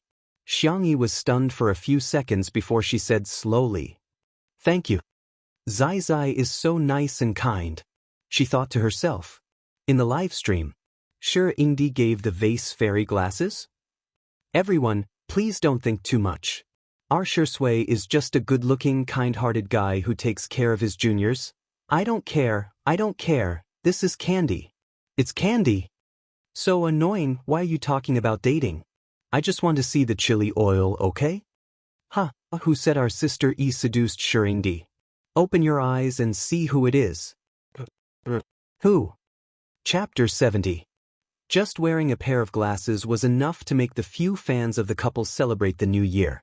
The fans of the Shui sisters, on the other hand, were filled with ellipses. It can't be what I think it is, right? He probably thinks of her as his sister, right? Shui is just being gentle out of habit. He also takes good care of Yan Nai. One person's lie was self-deception, but a group of people's lies would be taken as truth. The Shui sisters brainwashed each other, and as they continued to brainwash each other, they began to think that Shui was treating the vase fairy as his sister. It must be. Since she's Shui's sister, she's everyone's sister too. What's there to scold her for? Thus, the number of comments scolding Xianxia in the live stream instantly decreased. Xianxia first made a bowl of tuna and pumpkin rice for Xiao Naofu and sent it to the bedroom. Xiao Naofu was lying on the ingot's nest. When it saw her, it turned its face away and sulked proudly. Xiao Naofu, time to eat. I'm ignoring you. There's tuna, a big tiger's favorite fish. Xiao Naofu's ears twitched. Sigh, if you don't eat it, I'll have to throw it away. Xiao Naofu's pupils constricted. This stupid woman, how can you be so wasteful? Its heart wavered violently, but it still couldn't get over the hurdle in its heart. I don't care about my reputation, do you think I'll eat it just because you want me to? Seeing this, Xianxia had no choice but to use her trump card. Well, I don't know if Senior sure likes tuna. If you don't eat it, I'll give it to him to try. Xiao Naofu jumped up, its meaty little paws pressing down on the small bowl, valiantly raising its chin. Its meaning was self-evident. This is my food. Xianxia gently scratched its chin twice and said softly, "Just one bite, okay? I'll give this stupid woman some face." One bite. Xiao Naofu lowered its head and tasted the rice. The cat's glass-like eyes widened in an instant. The freshly cooked tuna was mixed with soft pumpkin puree and sprinkled with a little egg yolk. It was super delicious. Thus, one mouthful turned into many mouthfuls. Xianxia heaved a sigh of relief. She had finally managed to coax this little devil. However, when she passed by the living room, she met the gaze of a certain best actor. After the wound on his hand was disinfected with alcohol, it seemed to be redder. His skin was pale, and the small wound was particularly obvious. Xianxia guiltily took out a few cute bunny plushies and placed them beside Shui. "Why are you giving me this?" The man's voice was so low that it made people's ears itch. Xianxia braced herself and said, "You're too lonely sitting here alone." Shui blinked her peach blossom eyes and picked up a rabbit. Her beautiful slender fingers gently pinched the rabbit's ears. "Tutu." The man's tone was gentle, but there was a teasing smile in his eyes. "Isn't that your nickname?" Xianxia! Exclamation point. How did he know? The girl's ears were visibly red, and the crimson quickly spread to her slender swan-like neck. She was stunned. "Senior, the live comments? Tutu? So cute. Pretty sister's nickname is so nice. Sister E is so suitable for the name Tutu." She must have been a soft and cute little girl when she was young. The next second, the man's Adam's apple bobbed, and his low and sexy voice spread to the ears of everyone in the live broadcast room. I remember you're called Tutu because you like spicy rabbit heads? He laughed lightly and flirtatiously. Quite cute. Chapter 71. The pitter-patter of water continued.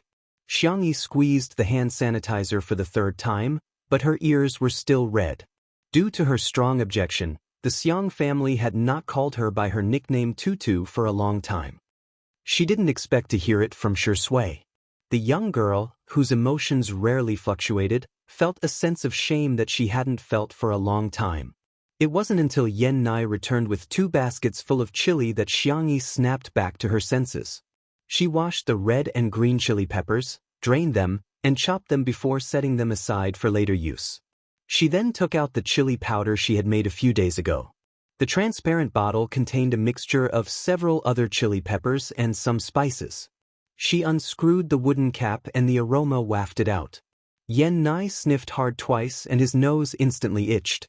He hurriedly took a few steps back and sneezed several times with his sleeve covering his nose. "Sister, this chili powder smells so spicy." Xianxia smiled and said, "There's devil pepper in it." It was just the juice that had been diluted many times. After preparing the ingredients, Xianxia heated up the oil in the pot. She was going to pour oil over the chili peppers. The method was actually very simple. Mix several chili peppers with pepper, sesame seeds, crushed peanuts, and salt.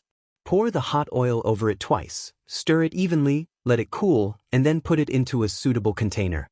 When the hot oil was slowly poured over the chili peppers, the spicy and fragrant aroma could be felt through the screen. "Amazing, this bright red chili oil is amazing. I must have been a glutton in my previous life. I'm drooling at the sight of chili oil. All cold stir-fried vegetables, steamed buns, and egg pancakes. I can unlock in ways to eat them in minutes." The number of viewers in the live stream of 2 Under One Roof was stable, while Heartbeat Next Door was like a roller coaster as the number of viewers plummeted.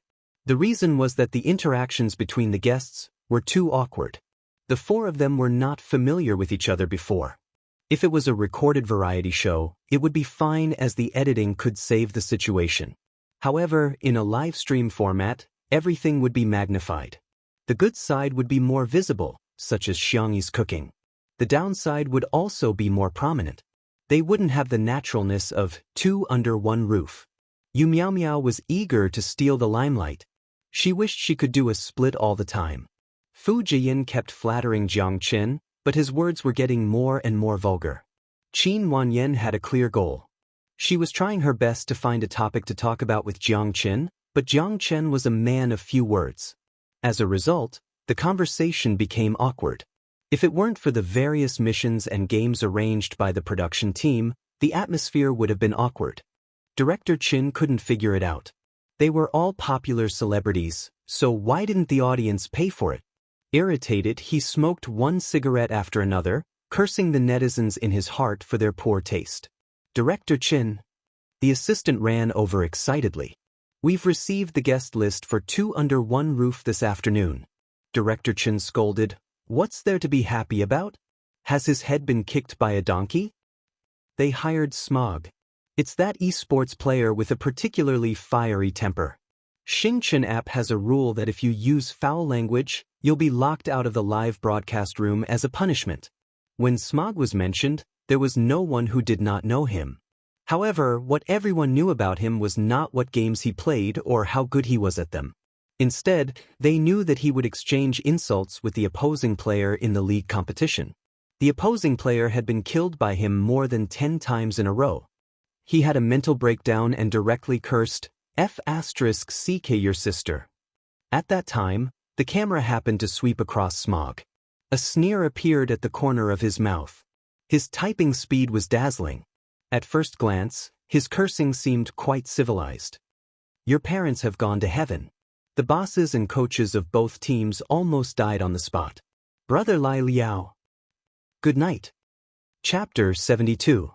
In the end, both of them were suspended for a month.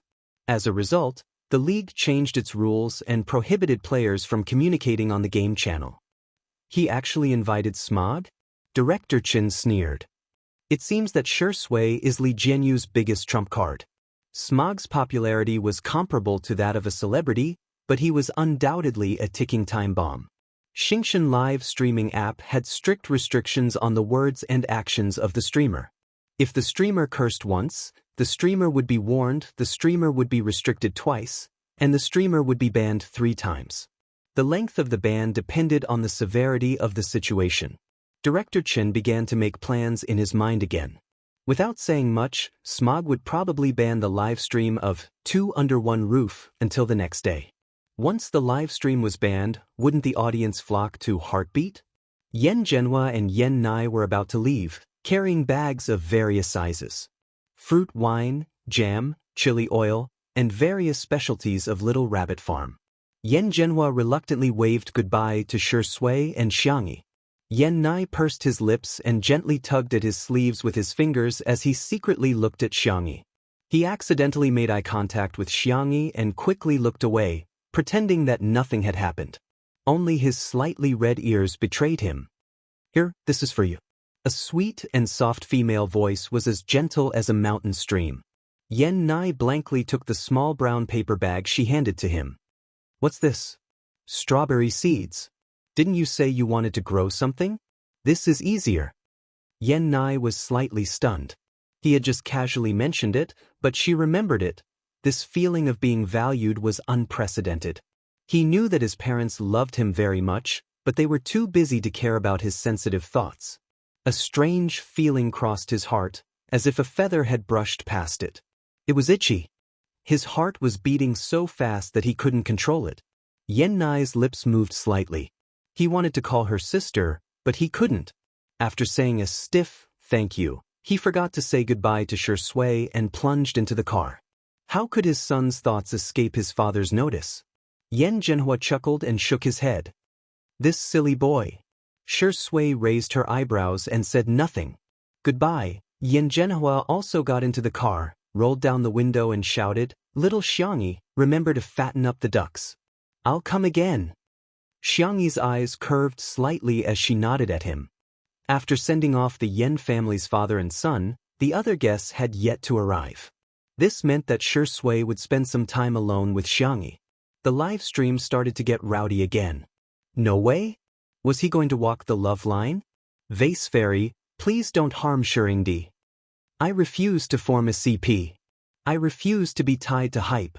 Prevent the Vase Fairy from getting within 2 meters of Shui. What kind of trashy director is this? How did he arrange this? Two Under One Roof has such an ambiguous name and even set up such an ambiguous segment. If the Vase Fairy does something to Shuringdi, who can bear the responsibility?" The netizens kept arguing, but what they were worried about did not happen. On the contrary, Xianxia asked calmly, "Senior, I'm going to slaughter a pig. Are you going to stay at home with Xiao Naofu, or do you want to come along?" Shui said calmly, "Let's go together. Then I'll have to trouble you to help me catch the pig later." The young, handsome, refined, and abstinent Shuringdi said good-naturedly, "Sure." The netizens were dumbfounded. What the hell? Where's the love line I was going to criticize? Chapter 73. The fans were all confused. The netizens were also dumbfounded. Even if you don't want to watch the romance storyline, we're still quite interested. These two are so good-looking. If they can hold hands and kiss, wouldn't it be great to watch it as an idol drama? However, pork seemed to be more fragrant. Hence, everyone quickly adjusted their mood and looked forward to making braised pork, pork trotters, sweet and sour pork for lunch. There were also some viewers who felt that they had been scammed and thought that it was better to be scammed together than to be scammed alone. Hence, all kinds of mysterious suggestions appeared on social media. High-definition meet, a single man and a single woman, come quickly if you want to watch it. The most touching and sadistic variety show in history. If you don't watch it, you can't be a good sister. I have to brave the waves in both love and career. The autobiographical history of a little rich woman. That man, he stunned time and softened the years. When she met him, she finally understood the saying, A person is like a rainbow, meeting the top will reveal its worth. Countless netizens who were surfing the internet out of boredom were all impressed and excitedly clicked on the stream. 5 minutes later, the live stream of Two Under One Roof happened to show Shui and Xianxia arriving at Little Rabbit Farm. The wild boar was free-range, so if they wanted to eat it, they had to catch it themselves. Xianxia observed the terrain and seriously discussed the pig-catching strategy with Shui. Senior, I'll go over from this side later, you'll outflank them from the other side. The netizens who had been duped were confused on the spot. Don't F***ck me, smile smile, F***ck? I'll omit 50,000 swear words from Haiqing. I came here for the romance and the single man and woman, but in the end, you're letting me watch the two of them catch pigs here? Meat equals wild boar? Okay, I'm dirty, I'm greedy for her body. After watching it with relish for a few seconds, the netizens who had been duped returned to their social media platforms to repost it. It's very realistic and good. I'm full of praises. This variety show is amazing. I strongly recommend it. Sisters are more important than the sky. If you're a sister, show it to me. Hence, more and more netizens were duped into the live stream.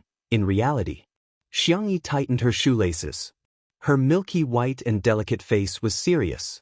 She tiptoed towards a little black pig that she had chosen. Although the pig's head was small, it was round and plump. The meat must be delicious. Shui cooperated and went to the other side. He didn't put on the airs of an award-winning actor at all. Xianxia came closer and closer. The little black pig turned its head to look at her alertly and then ran away. Now is the time. Senior. Xianxia raised her voice and called out. Shui attacked from the side in a roundabout way, their coordination flawless. Bullet screen. I can't take it anymore. I'm laughing so hard that I'm doing a 360 degrees dance on the spot with my right hand holding my left foot and doing a perfect forward flip with my left foot. Do these two people have a strong sense of variety? Or are they just so funny in real life? Why are they so hot-blooded when they're catching a pig? Wake up. The best actor and vase persona were about to collapse.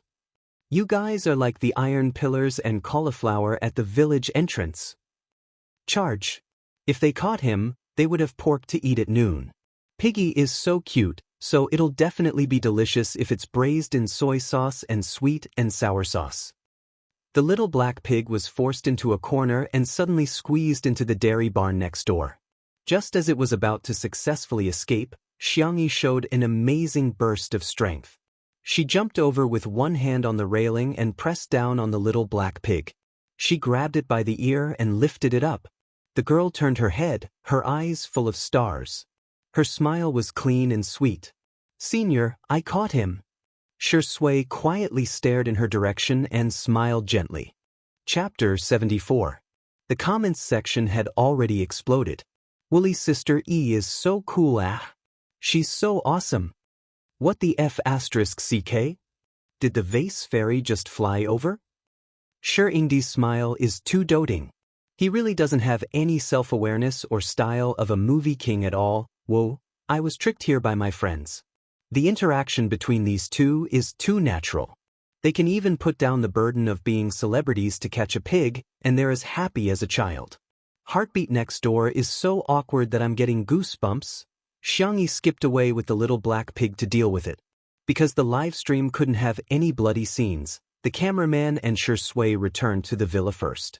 As soon as he entered the living room, Shui heard a scratching sound coming from Xianxia's door. Probably a certain Xiao Naofu's mentality had collapsed from being locked up. He smirked, stepped forward, and opened Xianxia's door a crack. Xiao Naofu tentatively poked its little head out, and when it saw that it was him, its eyes instantly widened. Meow meow meow. Why is it this stinky man? Shui's peach blossom eyes seemed to be smiling, and his tone was lazy and a little teasing. I'm here to save you, are you happy? Xiao Naofu, you even lied to who, doesn't your conscience hurt? Do you want to play with this? As if performing a magic trick, the man pulled out a furry ball of wool. Xiao Naofu, Tisich, do you think this who hasn't seen the world? Why would I like such an idiotic toy? The next second, Shui threw the ball into the distance, forming a perfect arc. The body was far more honest than the brain, and Xiao Naofu's cat instincts urged it to pounce on the ball of wool. It hugged the ball and rolled a few times on the spot before stiffly stopping its movements. Damn it, I fell into his trap. This stinky man is so scheming. Is it fun? Shi Sui had unknowingly squatted down beside it. His jawline was smooth and defined, and his Adam's apple was clean and clear. When he rolled his eyes, there was an inexplicable seductiveness to it. Xiao Naofu turned over and ignored him. Shi Sui rubbed the back of its neck and said gently, "Be good in the future, okay?" Xiao Naofu, "Bah, I'm not listening. This who will not succumb to a stinky man." So comfortable, the cat's glass-like eyes squinted in satisfaction, and its mouth let out a childish purr. The whiskers on its pink cheeks trembled slightly. The peak of a tiger's life was nothing more than this. In the livestream, humans are inferior to cats. I want to be a cat in my next life, cack. Green Tea Meow has turned into a sweet and silly girl in Shirengdi's hands, huh? Near noon, Xianxia came back with the processed pork. Just then the guests arrived. This time, they split into two cars. A girl got out of the first car. She was beautiful and had a slender figure. She had a delicate temperament. When she saw the pork in Xianxi's hands, a trace of disdain appeared in the depths of her eyes. Then came the second car. This car was obviously different from the previous one. Its streamlined body showed its high value. The driver, wearing white gloves, respectfully opened the back door. A young man of about 20 years old got out of the car. He was wearing a white t-shirt, a black and white checkered shirt, canvas shoes, and a sports bag.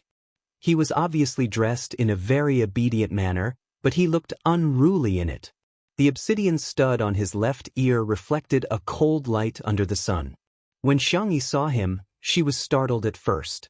Then, she put down the basket in her hand in surprise and stepped forward to help him carry his luggage. However, he avoided her. A cold and indifferent voice sounded, and every word seemed to be covered in frost. "Don't touch my things." Asterisk full recommendation votes. 3,000 drop plus updated. Good night. Chapter 75. Xianxia froze for a few seconds. Lowering her long and thick eyelashes, she whispered, "Sorry." She stepped back slightly and kept a certain distance from her fourth brother, Smog, who had been sitting on the altar for a long time in the esports circle. It was clearly the fault of the person who had taken over her body in the past year, but now she had to bear the consequences. In fact, she had long been mentally prepared, but when faced with her cold brother, Xianxia still felt a little lost and wronged. Xiang Yu frowned slightly and glanced at Xianxia before retracting his gaze. The corner of his mouth curved in self-mockery. Was she going to act like before? He used to trust her so much, but she, thinking of those troublesome things, Xiang Yu, who had a bad temper to begin with, became even more irritated. He quickened his pace and walked towards the villa. From beginning to end, he didn't look back at Xianxia. The live stream was suddenly filled with schadenfreude. Vase Fairy's downfall. I've realized that the Vase Fairy has a big appetite. One sure Ingdi can't satisfy her, and she still has the nerve to hook up with Smog. Sameo Gu, well done. The best way to deal with this kind of woman is to not look at her. The one who called out Sameo Gu, "Are you a devil? Our Smog is such an international name, yet you're calling it so old-fashioned." Haha, I can't take it anymore. I'm laughing so hard at the name Sameo Gu. Xianxia, are you okay? The soft voice came from Bai Ruo. She brushed her hair and said, "Smog definitely didn't do that to you on purpose. Maybe the weather is too hot and he's in a bad mood." South City in May couldn't be that hot. Bai Ruo's words sounded like comfort, but if you thought about it carefully, you would feel that something was wrong. She's an old yin yang as soon as she opens her mouth. This big sister is quite pretty, but her face is a little unfamiliar. She seems to be a new artist signed by Xingchen Entertainment. Probably sure Ingdi helping her out. She sounds like a little white flower. What should I do? I'm starting to get excited. I want to see the Vase Fairy get abused by the little white flower. Xianxia politely greeted her. "Hello, I'm Xianxia. This way please." Bai Ruo carefully observed her expression and found that Xianxia really didn't show any signs of anger. Thinking that Xiao Yang was also watching the live broadcast, Bai Ruoruo wanted to anger Xiangyi and make her act like a shrew on the show, so she pretended to be careless and said, "Sister Xiangyi, don't you remember me? We met last time." Xiangyi said casually, "Really?" Bai Ruoruo smiled gently and directly used her big move. "Brother Xiaoyang wants me to say hello to you." Xiao Yang, who was in front of the screen, suddenly sat up straight. After watching the live stream for 2 days, he felt that Xiangyi had become a different person. It was inexplicably very attractive. But at the same time, Xiao Yang was also very dissatisfied. Since she was so good at cooking, why didn't she boil a pot of hot water for him before? Although he and Xiangyi had already broken up, he still looked forward to the scene of Xiangyi fighting for his affection. For the sake of her face and cooking skills, it wasn't a bad idea to play with her. Xiao Yang was immersed in his fantasy, but unexpectedly, a bucket of cold water was splashed over his head. "Xiao Yang?" Xiangyi looked confused. "Bai Ruoruo." "Xiao Yang?" He looked at the screen in disbelief. Damn it, Xiangyi, this woman, was pretending not to know him. However, Bai Ruoruo felt that this woman's skills were a bit different. She had to get serious. Chapter 76. In the short walk from the gate to the villa, Bai Ruoruo's mind had already played out a palace drama. And Xiangyi was distracted the whole time. From the information she gathered from her little uncle Xiang Feng, the biggest conflict between the person who had occupied her body and her fourth brother was lies. At first, Xiangyi didn't believe that someone could mess up a good hand of cards like this. It wasn't until she learned about that person's glorious deeds that she understood the truth. Everything was possible, and there was no reason to seek death. That person had told many lies in front of Xiangyu, outrageous and absurd. The most outrageous one was when she pretended to have a terminal illness and asked Xiangyu to come back and see her one last time. At that time, Xiangyu's plane was about to take off to participate in a very important esports competition. Xiangyu tore up his plane ticket on the spot and rushed back as fast as he could. When he arrived at the hospital, he was so anxious that he didn't even take the elevator. In one breath, he ran to the 10th floor, and the back of his t-shirt was soaked. In the end, he learned that Xiangyi was just teasing him. Xiangyu was angry, but he was even more relieved that she was safe and sound. He was ready to catch the next flight to the competition, but his ID was missing. By the time he finally got his ID and rushed to the competition venue, he was 2 minutes late. According to the rules, he couldn't participate. In that competition, his team suffered a crushing defeat, and the name, Smog, was scolded to the top of the trending searches. Later, when the servants were cleaning, they found Xiangyu's ID in Xiangyi's pillowcase. Xiangyu angrily questioned her, but Xiangyi acted as if nothing had happened. She said she just wanted her brother to accompany her, so why was he so mean to her? Xiangyi stopped her thoughts and pressed the space between her eyebrows in distress. She knew how to coax people, but how to coax them was a problem. In the living room, Shui was chatting with Xiangyu. The two had known each other before, and they were talking about games that Xiangyu was interested in. The atmosphere was quite good. But as soon as Xiangyi came in, Xiangyu pulled a long face and said coldly, "I'm going to put away my luggage." He chose a room with ease, but the netizens in the broadcast room didn't care, thinking that the program had arranged it in advance. Bai Ruoruo warmly greeted Shui. "Hello, Senior Shi. My name is Bai Ruo. I just signed with Xingchen Entertainment." She had heard that Shui had always taken care of the younger generation in the company.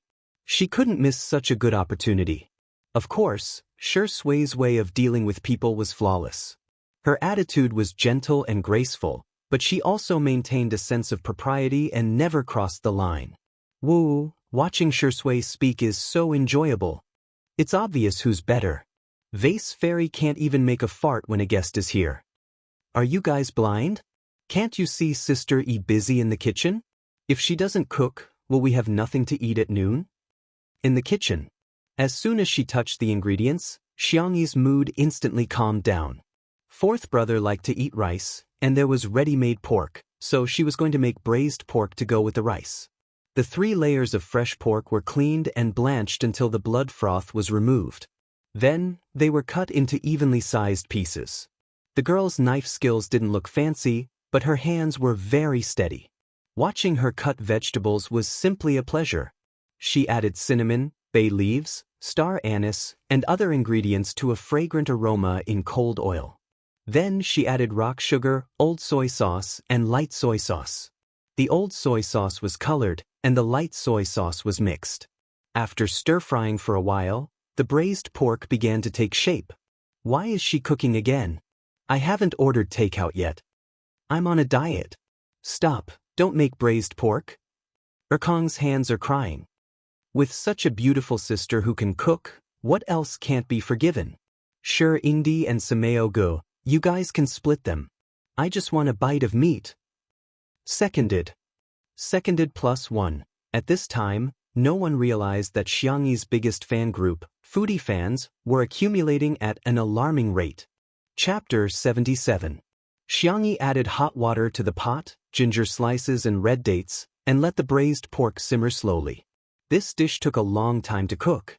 Xianxia stayed at the stove, thinking hard about what to cook for her brother. She wanted to cook all the delicious food for her brother. The braised pork in the pot was tantalizing, and the girl's dazed look was soft and cute. The foodie fans and the beauty fans were greatly satisfied. Annan finished his work and rushed to the recording site. In the living room, Bai Ruoruo was glamorous. Somehow, she managed to convince Shui and Smog to play games together. The room kept echoing with her soft laughter. Xianxia sat on the kitchen stool with her face covered in dirt. Her hair was messed up when she was catching the pig, and her hair was scattered around her ears. Without comparison, there would be no harm. Annan suddenly felt that his sweetheart was like Cinderella in a fairy tale, and he showed a pained expression. Sweetheart, your hair is messy. Come here and I'll tie it up for you. Xianxia thought it would be fine to just tie it up casually, but she didn't expect Annan to pull her to the bedroom. The program team tacitly agreed not to film the bedroom. The bedroom was equivalent to the safe zone in the game. As soon as they entered the room, Annan raised his hand and turned off Xianxi's microphone. He said bitterly, "Sweetheart, are you stupid? Look at that white lotus," calling Brother Smog, and Senior Shui. "She's so pretentious and cute. Look at you, our sweetheart is a little fairy. Why did they force you to be their kitchen maid? What kind of stupid program is this? Why do they make you cook in the kitchen every day?" He was so angry that his hair exploded, and he looked even more wrong than Xianxia. Xianxi's heart warmed. She had traveled through many worlds and seen all kinds of people. People's hearts were easy to change, and they were even more unpredictable. Slowly, she became tired of socializing with people, so she looked cold on the outside. But she also cherished everyone who was good to her. She explained gently, "I wasn't forced. I really enjoy the process of cooking." The little girl took the initiative to untie the hair tie. "Didn't you want to help me tie my hair?" Annan sniffed. "Go take a shower first, then blow dry your hair. I want to dress you up beautifully and let that white lotus know what it means to be a flower of wealth." "My braised pork is still stewing," Xianxia sighed when Annan glared at her.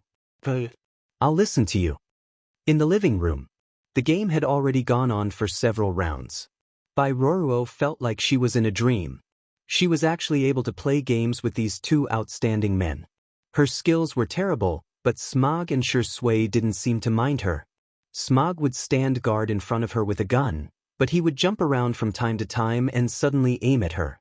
Every time, Shui would find a secluded corner and gently ask her to hide in it with his deep and magnetic voice. Little did they know that the bullet screen was like this. Smog is really irritated. There were several times when I felt like he wanted to shoot Bai Ruoruo. Sure, Ingdi's acting skills are worthy of praising rotten rice as delicious. He can still maintain a calm tone when talking to Bai Ruoruo, telling her to hide and not be a burden. He's calm my ass. You can pay attention to the details of his hands. He's touched his trouser pocket several times. His smoking addiction is probably acting up. Speaking of which, where did the vase fairy go? Why does it take so long to tie up her hair? Hurry up and cook. The braised pork is almost done. Just as this bullet screen floated past, Xianxi's bedroom door opened. The previously chaotic comment sections seemed to have been emptied in an instant. Asterisk, if you say you'll update more, you'll do it. One more update, it'll be late. Chapter 78. Xianxia, Smog, had sharp senses. Hearing footsteps, he tilted his head and looked over. His hand that was pressing the game console's controls suddenly paused. The sniper in the game was stuck in place. Shui looked in the direction of his gaze and was also slightly stunned. Xianxia was still quiet and calm. Her retro black velvet dress was of high quality, with a circle of white lace around the square collar, outlining her slender and graceful figure. The hem of the dress reached a little above her knees, revealing her white and delicate calves. Her ankles were slender and delicate, like a girl who had walked out of a manga. Her long hair was fluffy and soft, with the ends curled. Her eye makeup was a low-key orange-brown, but on Nan had deliberately added some glitter, making her eyes glow like the Milky Way. The most amazing thing was her lip gloss. The perfect blend of gemstone and strawberry red gave off a crystal-clear and watery feeling. Her breathtaking beauty. After a few seconds of silence, the comments section filled the entire screen. What kind of fairy is this? Sister's face, I can do it. I really can. How is this a vase fairy? She's obviously a Disney princess who escaped. Sensing her brother's gaze, Xianxia subconsciously gave him a cute and soft smile. Xianxia came back to his senses and turned his head with a straight face, only to find that his character in the game had been killed back to the resurrection point. His face instantly darkened. Bai Ruo's expression was even uglier than his. She was wearing a pure and clean style, and the company's press release also said that she was the freshest beauty in 100 years.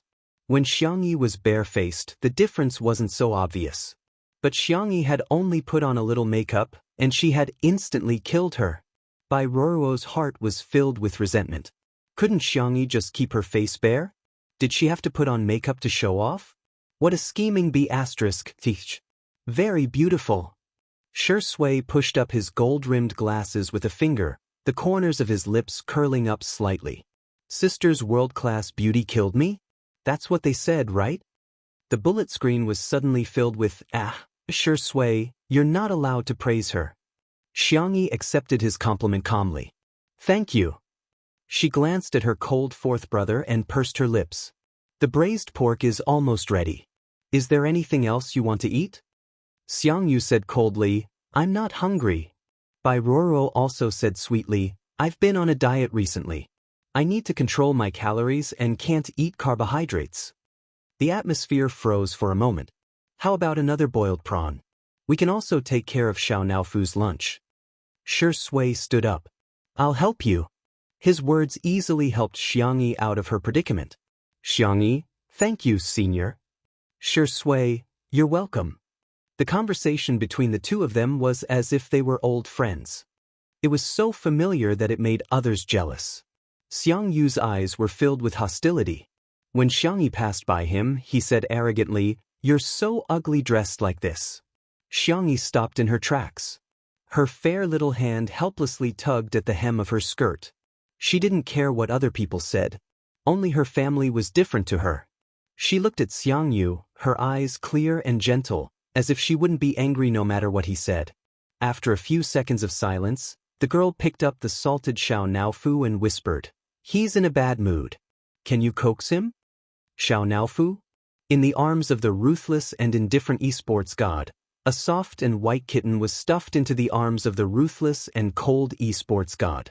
One man and one cat looked at each other. Xiangyu's throat choked and he held his breath. Damn it, how could there be such a cute kitten in the world? Chapter 79. Looking at her brother's stiff body but bright eyes, Xianxi's lips curled up slightly.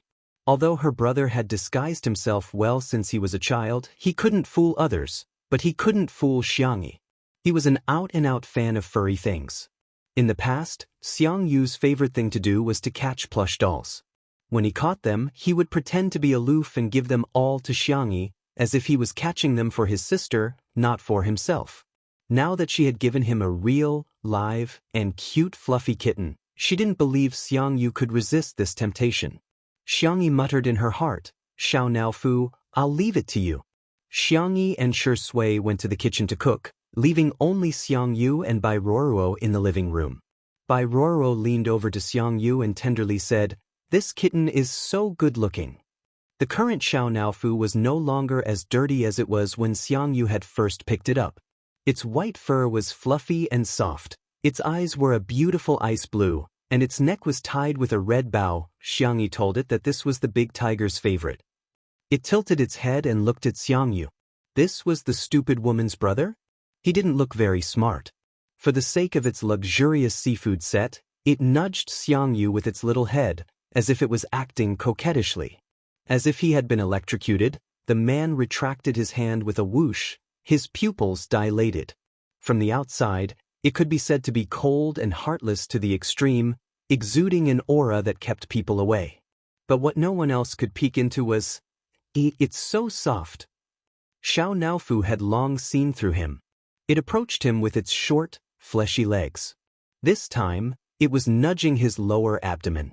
Its cat ears rubbed against the youth's white t-shirt, revealing the faintly discernible lines of his abs. Its voice was coquettish and aggrieved. "Meow, Xiangyu. It knows how to meow."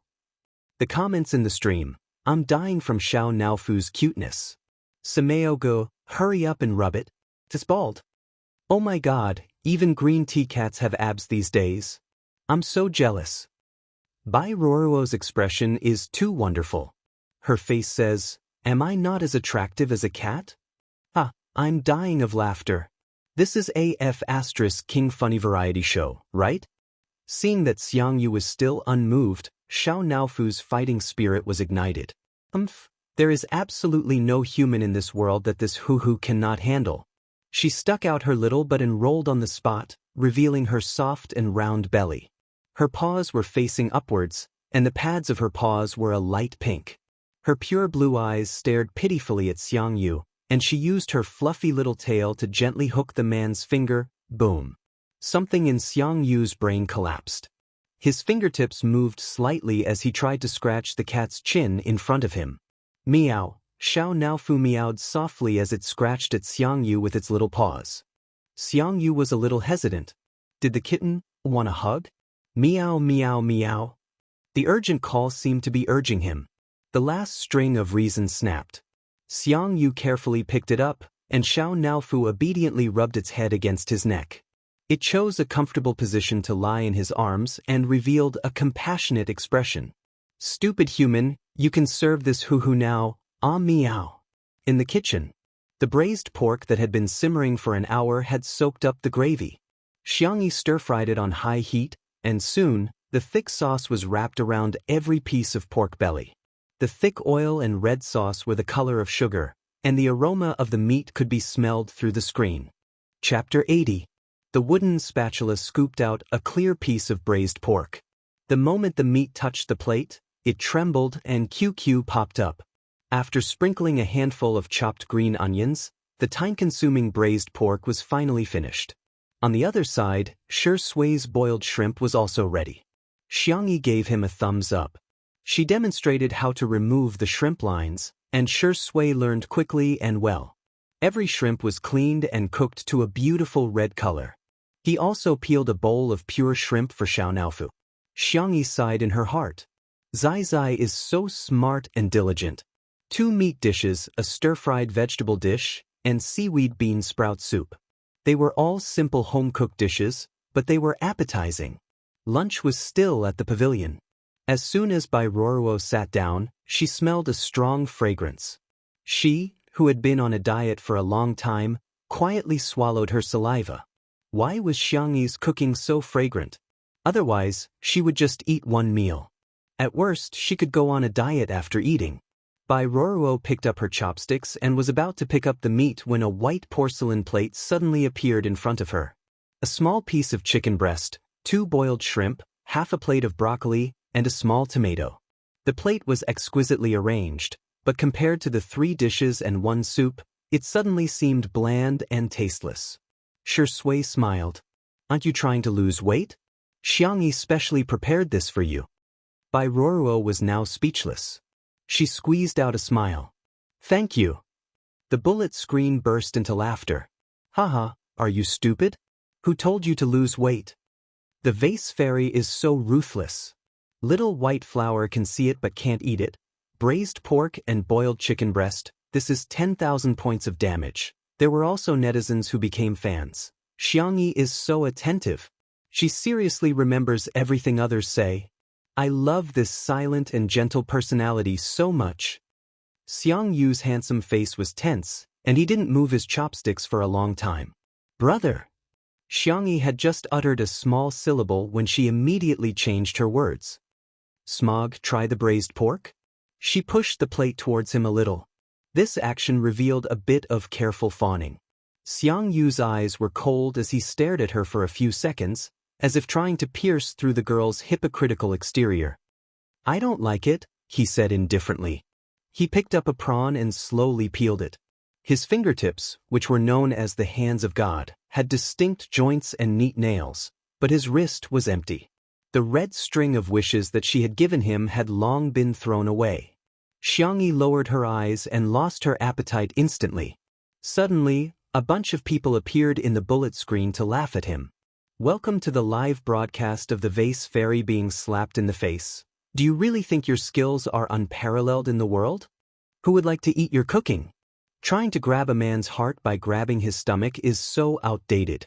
The vase fairy's ability to seduce men is like a primary school kid playing house. Meow, grandma's meow attracted everyone's attention. At some point, Xiao Naofu had jumped into Xianxi's arms and rubbed against her fair little hand. The back of his hand was scorched red and looked extremely dazzling. Xianxia frowned. How could she be so stupid?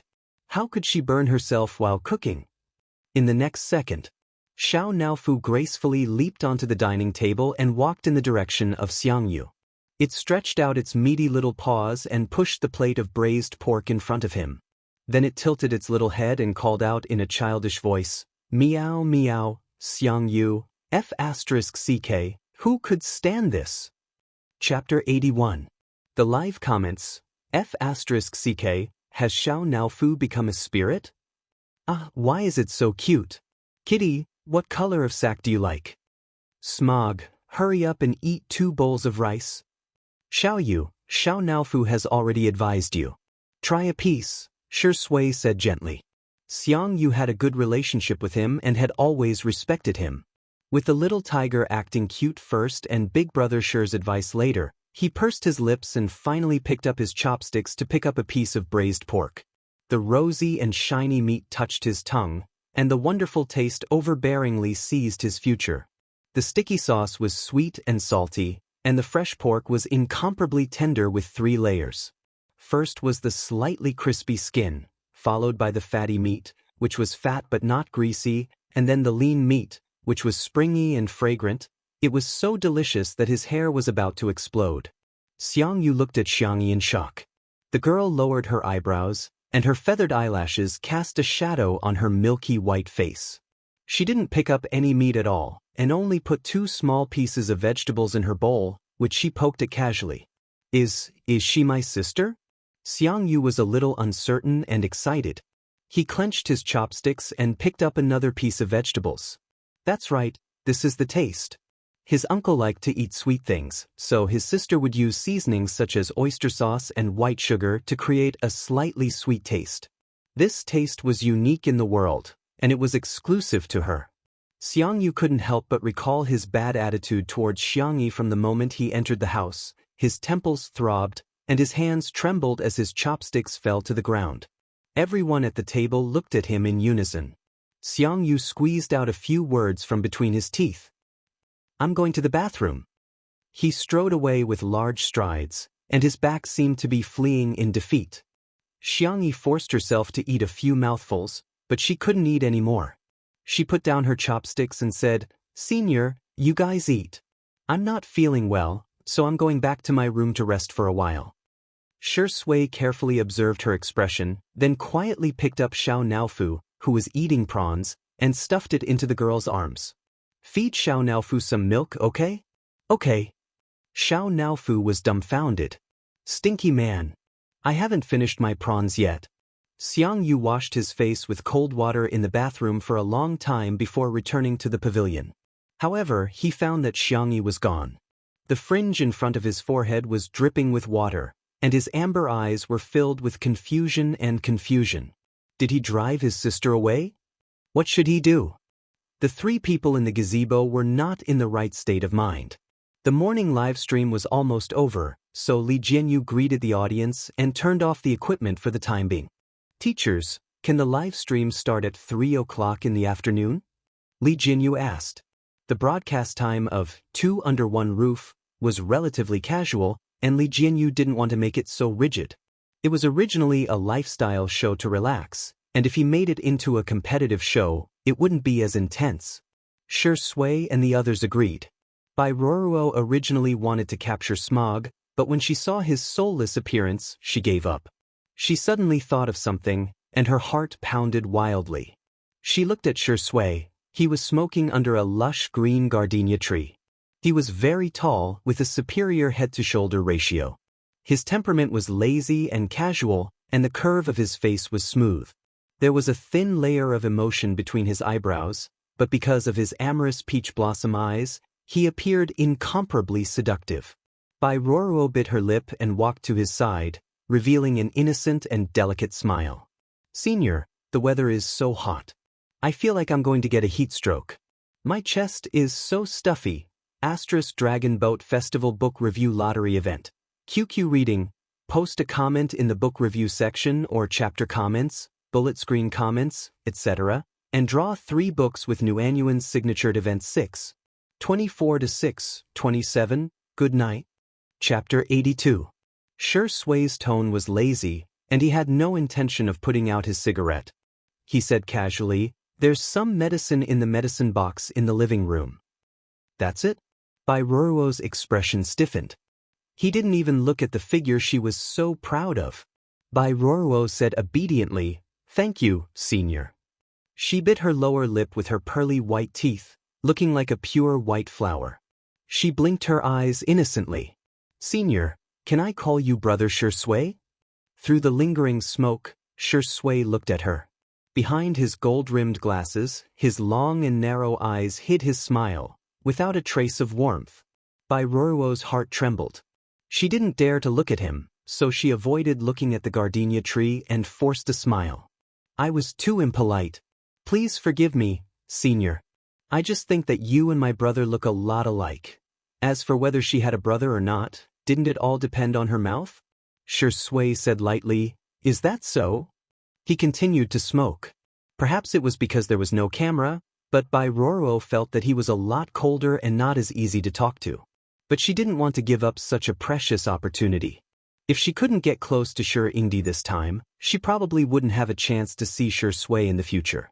Thinking of this, Bai Ruoruo hardened her heart and planned to use the same old trick she used to seduce Xiaoyang.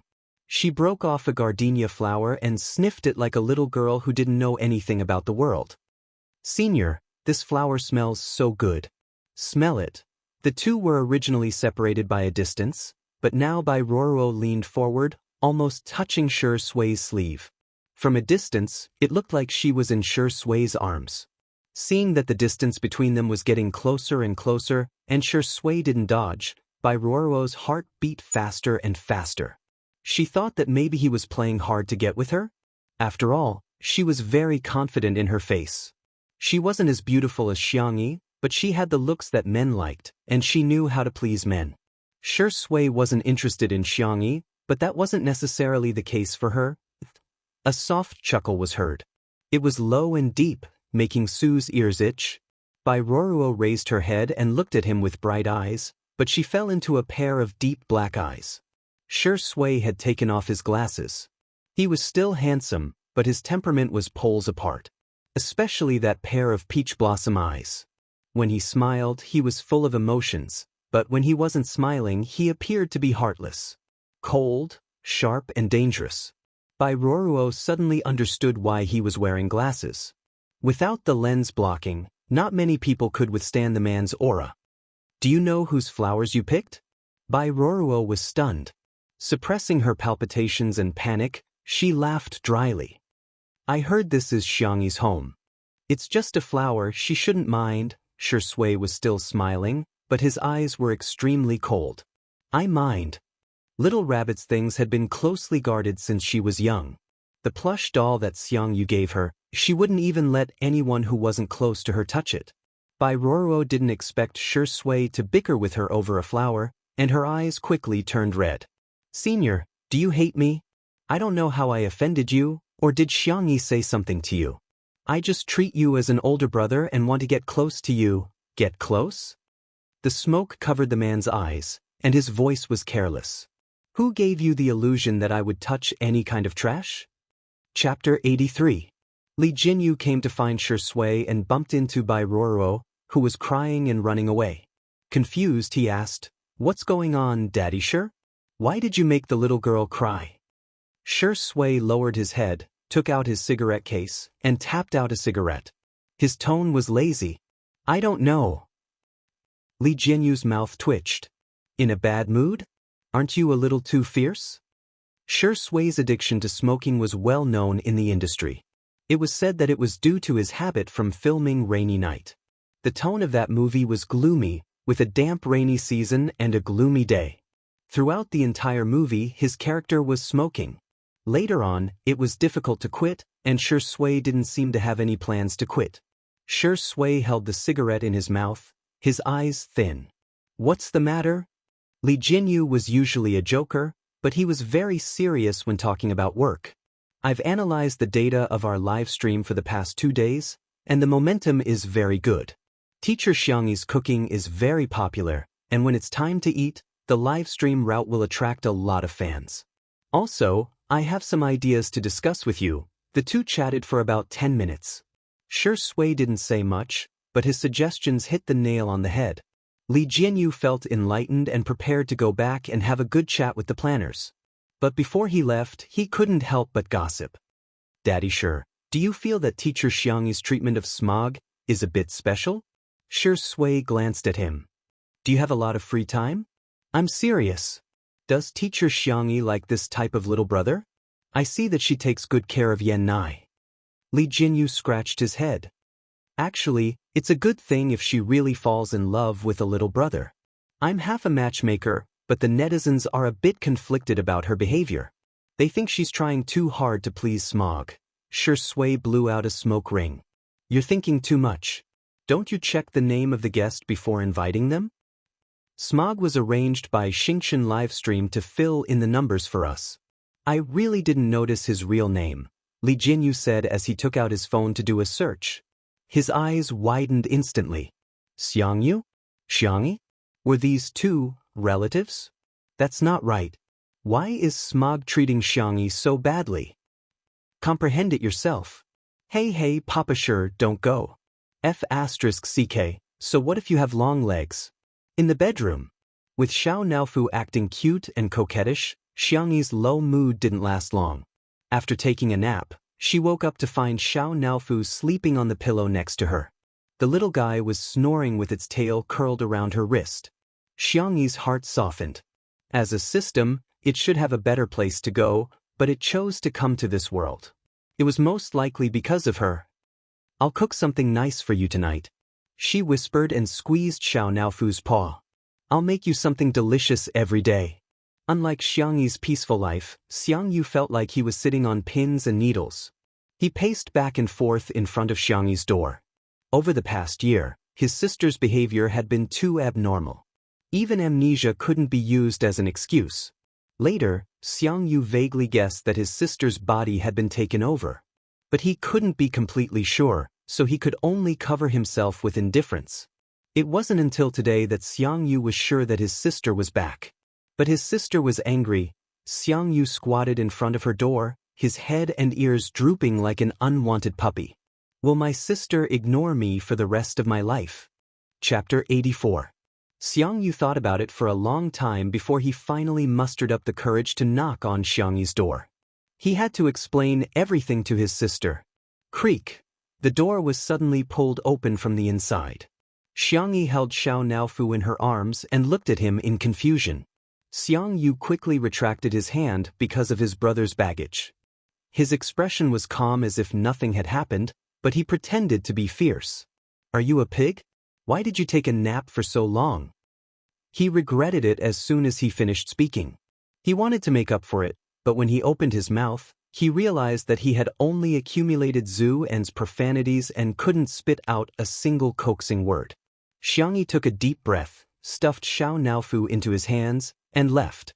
Since her brother hated her so much, she should not appear in front of him for the time being. Xianxia stood in place, staring blankly at her back as it gradually disappeared from his field of vision. He sighed and raised Xiao Naofu in front of him. What should I do? I made her angry. Xiao Naofu's expression was noble and cold. What a stupid human. Did you just realize how much you've gone overboard? I didn't do it on purpose. Xiangyu's voice was low, dejected and irritated. I thought she wasn't my sister, but she really is my sister. How should I coax her? A stupid woman's brother has some IQ after all.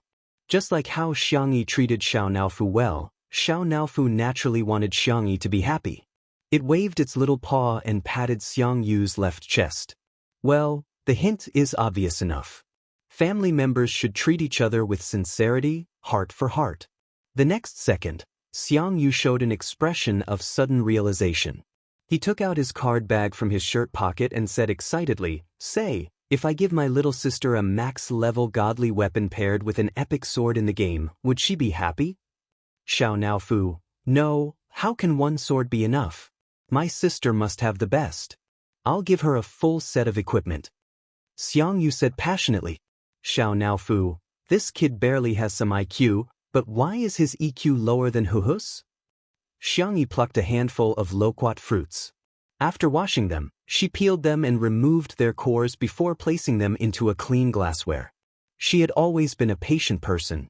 Whether it was studying or doing such trivial things, she would never feel bored.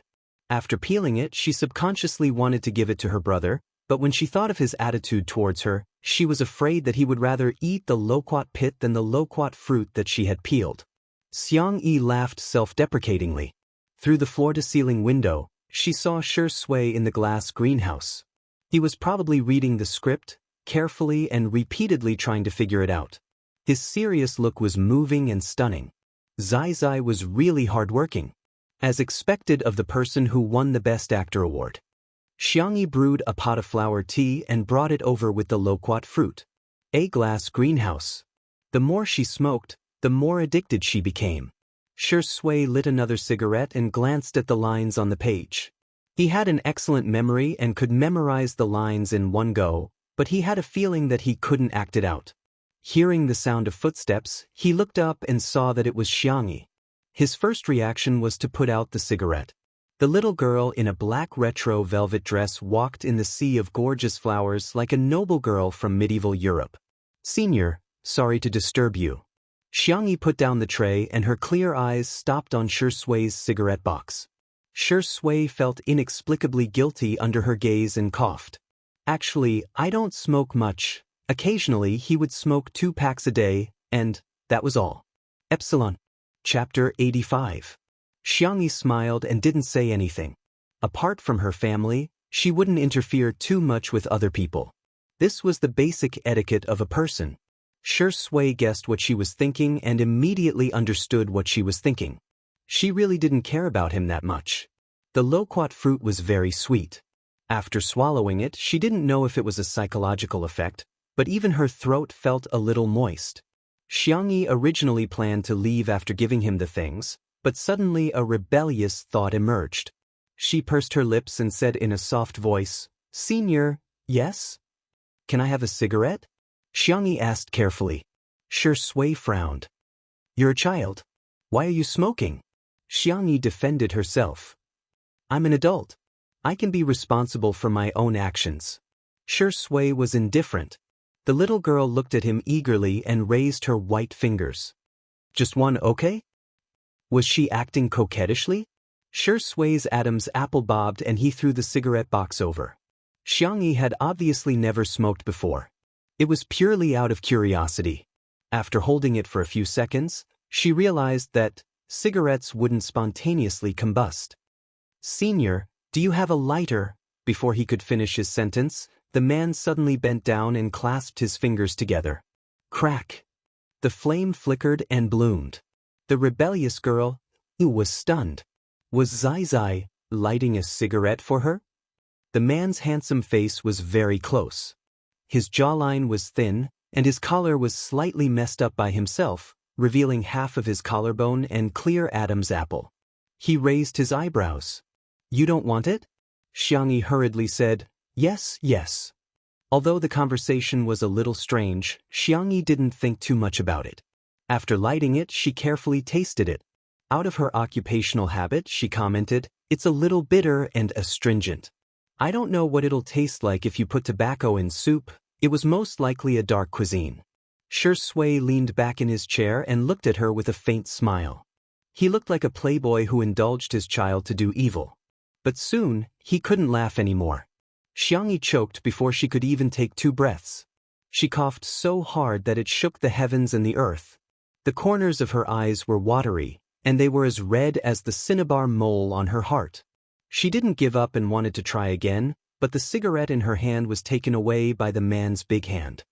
You can try, but you're not allowed to smoke again. Besides, there's nothing good about it. The girl's expression was indescribable. It was as if she was saying, Senior, you don't have the right to criticize me. A certain best actor's mental fortitude was very good. His expression didn't change and his heart didn't skip a beat. Come have some tea. Oh, Xianxia was sipping her flower tea when she suddenly heard a clatter. She tilted her head and saw that Shui had thrown the cigarette box into the trash can.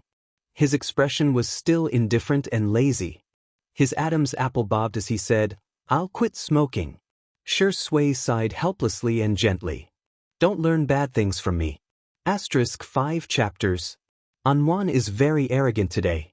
Praise me immediately. Happy Dragon Boat Festival. I'll try to unlock the update ahead of time today. Good night. Chapter 86. Thump, thump, thump. Her heart suddenly skipped a beat. What a strange feeling. Xianxia blinked. Just like how she wouldn't advise Shui to smoke less, she didn't comment on Shui's decision to quit smoking. She just smiled politely and glanced at the script on the table. It was clean, but the edges were frayed. It had obviously been flipped through many times. Senior, are you going to act? I'm hesitating. Huh. Xianxia was curious. Is there a problem with the script? The script is very good, it's my problem. I don't think I can play it well. Xianxia was a little surprised by his answer. Zai Zai has won the Best Actor award, how can there be a scene he can't play? Seeing her blank face, Shui's thin lips curled up slightly. There are too many emotional scenes. Xianxia recalled that Shui had played almost none of the roles he had played since his debut. Forget about an on-screen kiss. He had never even hugged or held hands for the first time. I see. Xianxia didn't continue this topic. She had her own safe zone when socializing with others. She didn't like others interfering with her life, nor did she like to pry into other people's privacy. By the way, I'm going to install a swing. Senior, come and try it out when I'm done. Shui, okay, I'll definitely support you. Then I'll go back and change. With that, the girl walked away briskly. Shui stared at her back and did not look away even after she disappeared from his sight. He remembered Director Yan's advice. If you want to act well in emotional scenes, it's actually very simple. Just have a few more relationships and you'll know how to do it. Relationships. Shui rubbed his forehead, feeling a headache coming on. Xianxia changed into a more convenient outfit and tied her hair into 2 buns.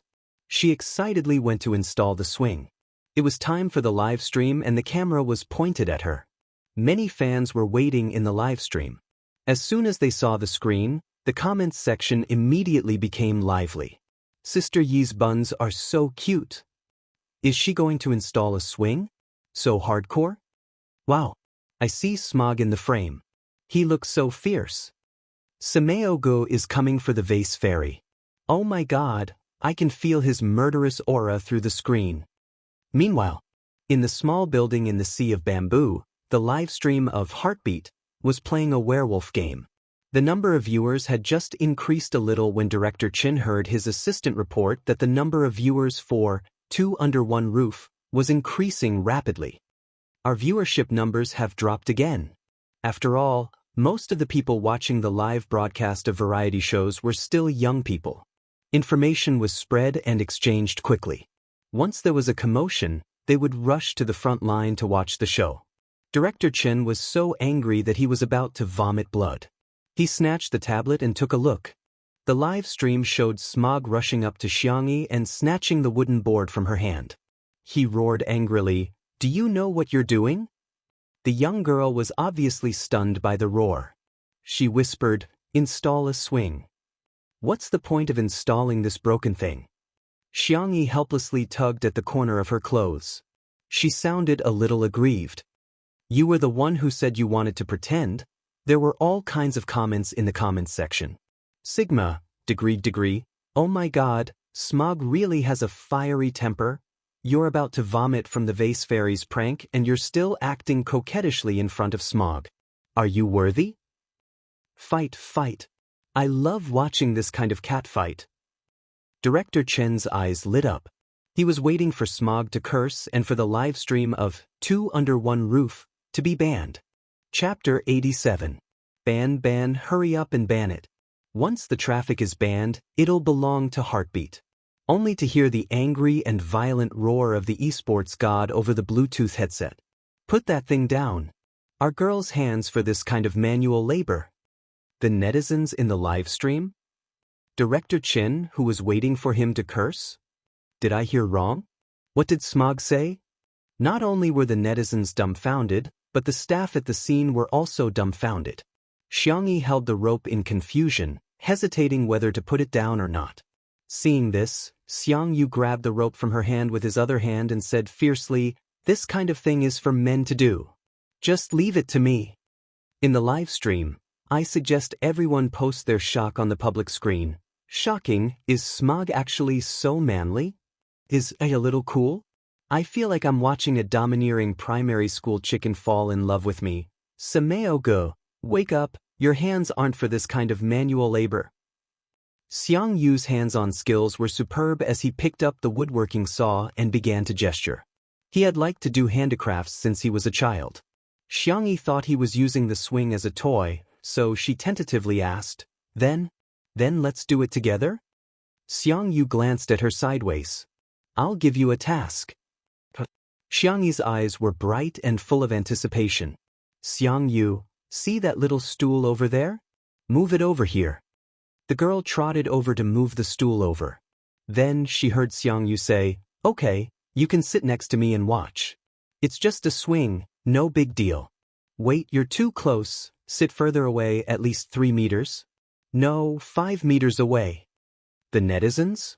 Director Chen? Where did the hot-tempered Smog go? Who is this arrogant and cocky man? No, can someone explain to me what's going on? Doesn't Sameo-gu hate the vase fairy? Why is he helping her install the swing? This doesn't make sense.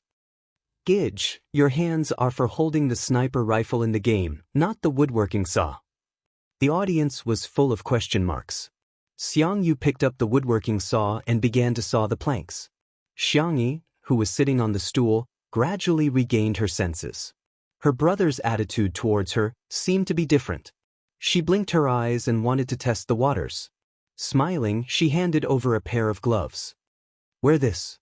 Otherwise, it'll hurt if you scratch your hand. Who wants to wear this thing?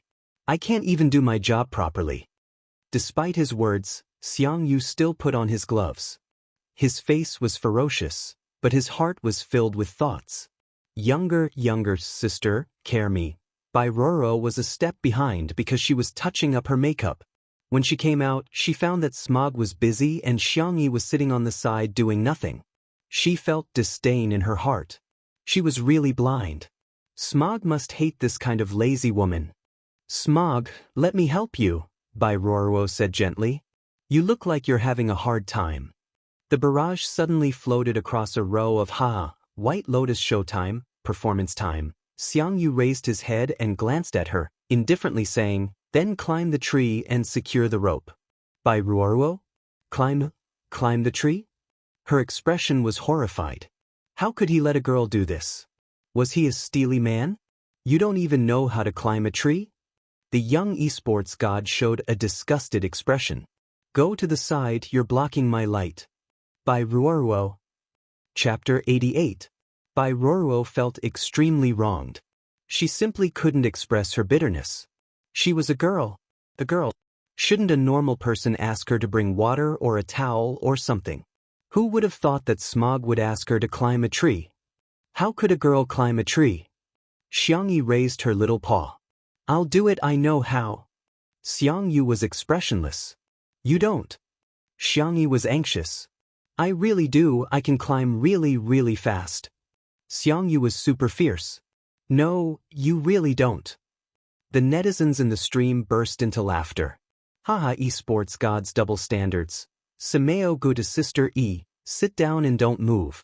Sameo go to Bai Ruo, climb the tree.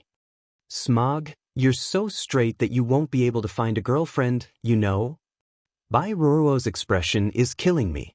When a white lotus meets a straight man of steel, who will fall if not you? Smog wouldn't like the vase fairy, right? His tsundere nature of saying one thing and thinking another is quite cute. Soon, Shui also came over. He really didn't put on any airs as he helped Xianxia set up the swing. Xianxia climbed the tree extremely quickly. Under the tree, Shui fell into a mesmerized silence. Climbing trees couldn't be a talent of the Xiang family, right? Previously, in order to eat the fruit from the jujube tree downstairs, Xianxia had climbed up in a suit. The two men worked together and soon finished setting up the swing. Xianxia was eager to try. Let me see if I can swing it. Xianxia directly refused. No.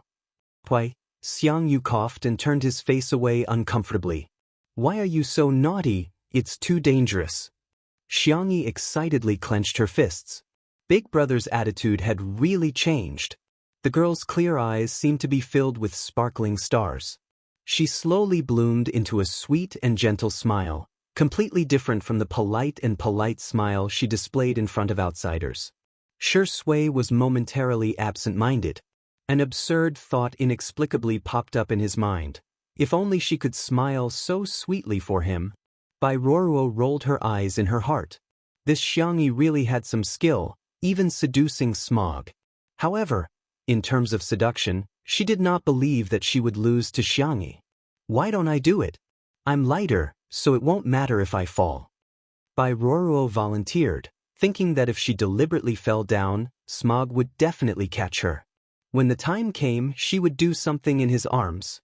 A straight man was still a man. She didn't believe that she couldn't handle him. Bai Ruoruo's eyes overflowed with confidence. Xianxia nodded. Then you can try. Bai Ruoruo gracefully sat on the swing, only to find that Smog was looking at Shui, and Shui was also looking at him innocently. Brother Shui, you support her. You, why don't you do it? I just climbed a tree. My hands are weak. How can an old man like me compare to you youngsters? Bai Ruoruo looked on helplessly as the two of them declined back and forth. None of them were willing to help her hold the swing. Bullet screen.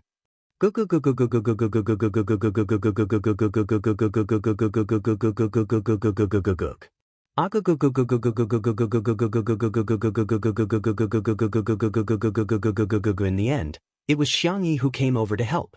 Before they swung, Xianxia suddenly leaned over to Bai Ruoruo's ear and turned off their microphones. He lowered his voice and threatened, "If you fall, fall to the ground. Don't hit her. Do you understand?" Bai Ruoruo? This was no longer a question of being a straight man. Are you even human? She looked at Shui with tears in her eyes. The man smiled slightly, but his eyes were filled with ice. Bai Ruoruo's vision darkened. She never thought that her white lotus technique would not have any room to use. Chapter 89. Shui and Xiangyu's craftsmanship was too good. The swing was so sturdy that Bai Ruoruo didn't even have a chance to fall. More importantly, she suspected that even if she did fall, no one would help her up. After ensuring the safety of the swing, Xianxia let his sister go up and play. With a cold face, he helped her push the swing. Push it higher, push it higher. With her brother around, Xianxi's courage grew. Why do you want it so high? Are you trying to fly to the sky? Although he complained, his hands honestly increased the force. Shui stood guard by the side, her eyes gentle as she warned. Be careful, don't fall. Bai Ruoruo, she wanted to laugh, but she couldn't. Complicated mood. Why didn't they say a word when she was on the swing just now? Now that it was Xiangyi's turn, they cared so much. Did Xiangyi say something bad about her to them? Thinking of this possibility, Bai Ruoruo gritted her teeth in hatred. While the photographer wasn't paying attention, she secretly took out her phone and sent Xiao Yang a few messages. After playing with his sister on the swing, Xiangyu immediately went to chop firewood. Xiangyi circled around him, pouring tea in towels, tending to the plants, and smiling at her brother from time to time. Xiangyu curled his lips and said in disgust, "You're smiling like a fool." Live comments. I actually think this scene is very heartwarming. Is this the legendary CP feeling? If you look closely, their facial features are a bit similar. Do they look like husband and wife? Sameo-gu, you're obviously grinning from ear to ear. You're smiling like a landlord's silly son. Bai Ruoruo remembered the information Xiao Yang had told her before and walked to Xiangyi's side. She pretended to praise the plants before casually asking, "Sister Xiangyi, what major did you study in university?" Xiangyi glanced at her and said lightly, "Agriculture." "Ah, really?" Bai Ruoruo covered her mouth in surprise. "No wonder you like planting flowers so much. It's related to your major." Xiangyi responded perfunctorily as she thought about what to cook for her brother tonight. 4 was too little. How about 6? Wouldn't 8 be more auspicious? Zai was also so thin. Only by eating something good would he be able to nourish his body. Both the speaker and listener were interested in each other. The atmosphere in the live broadcast room was immediately stirred by Ruoruo. Agriculture? Study what? Farming? I can't move. I suddenly feel like Xiangyi is so exich. Other socialites studied jewelry design, financial management, and so on. The vase fairy actually studied agriculture? So low to the max. Didn't she, you haven't even finished university. You haven't even finished university. You haven't even finished university. You've youths. Xiangyi finished topping a margarita, creating a perfect ball shape. She casually said, "I graduated." Bai Ruoruo laughed in her heart. Xiangyi had entered the entertainment industry at the age of 19 last year. She was probably a sophomore at most, yet she dared to say she had graduated. Wasn't she afraid that the netizens would make her a hot topic? The comments were just as Bai Ruoruo had expected. The vase fairy was probably expelled from university and only has a high school education. As we all know, agriculture scores are shockingly low. Most people are transferred to this major with low scores. The vase fairy probably didn't score much on the college entrance exam. TSK, her family actually supports her farming. She must be a nouveau riche. She's a farmer who's afraid of not having enough food to eat. What a joke. Can diligent warmth have a recommendation vote? Good night. Chapter 90. Bai Ruoruo's lead was successful, and the corners of her mouth curled up. Suddenly, she heard a dark voice behind her. So concerned about others, which university did you graduate from? Meeting Smog's narrowed eyes, Bai Ruoruo's expression flashed with panic. What? What can't you say? Bai Ruoruo braced herself and said, "I was scouted as a trainee in high school." Xiangyu unceremoniously laughed out loud. The live comments, So Bai Ruoruo is a high school dropout? We really shouldn't have high expectations for the education of celebrities in the entertainment industry. Smog is quite uneducated. Bai Ruoruo can't get out of the embarrassing situation with his question. To be honest, celebrities debuted early, and some were even child stars.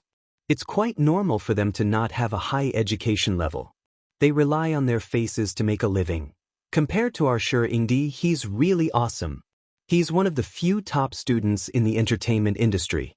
He entered Beijing University as the city's top scorer, but unfortunately he dropped out CAC. Bai Ruoruo's heart was bleeding from being exposed in front of everyone. Now everyone knew that she hadn't even finished high school. She tried to shift her attention to Xiangyi with an envious and worshipful expression. "I'm so envious of you, Sister Xiangyi. You debuted last year, right? You graduated from university at the age of 19. You're really amazing. Xianxia.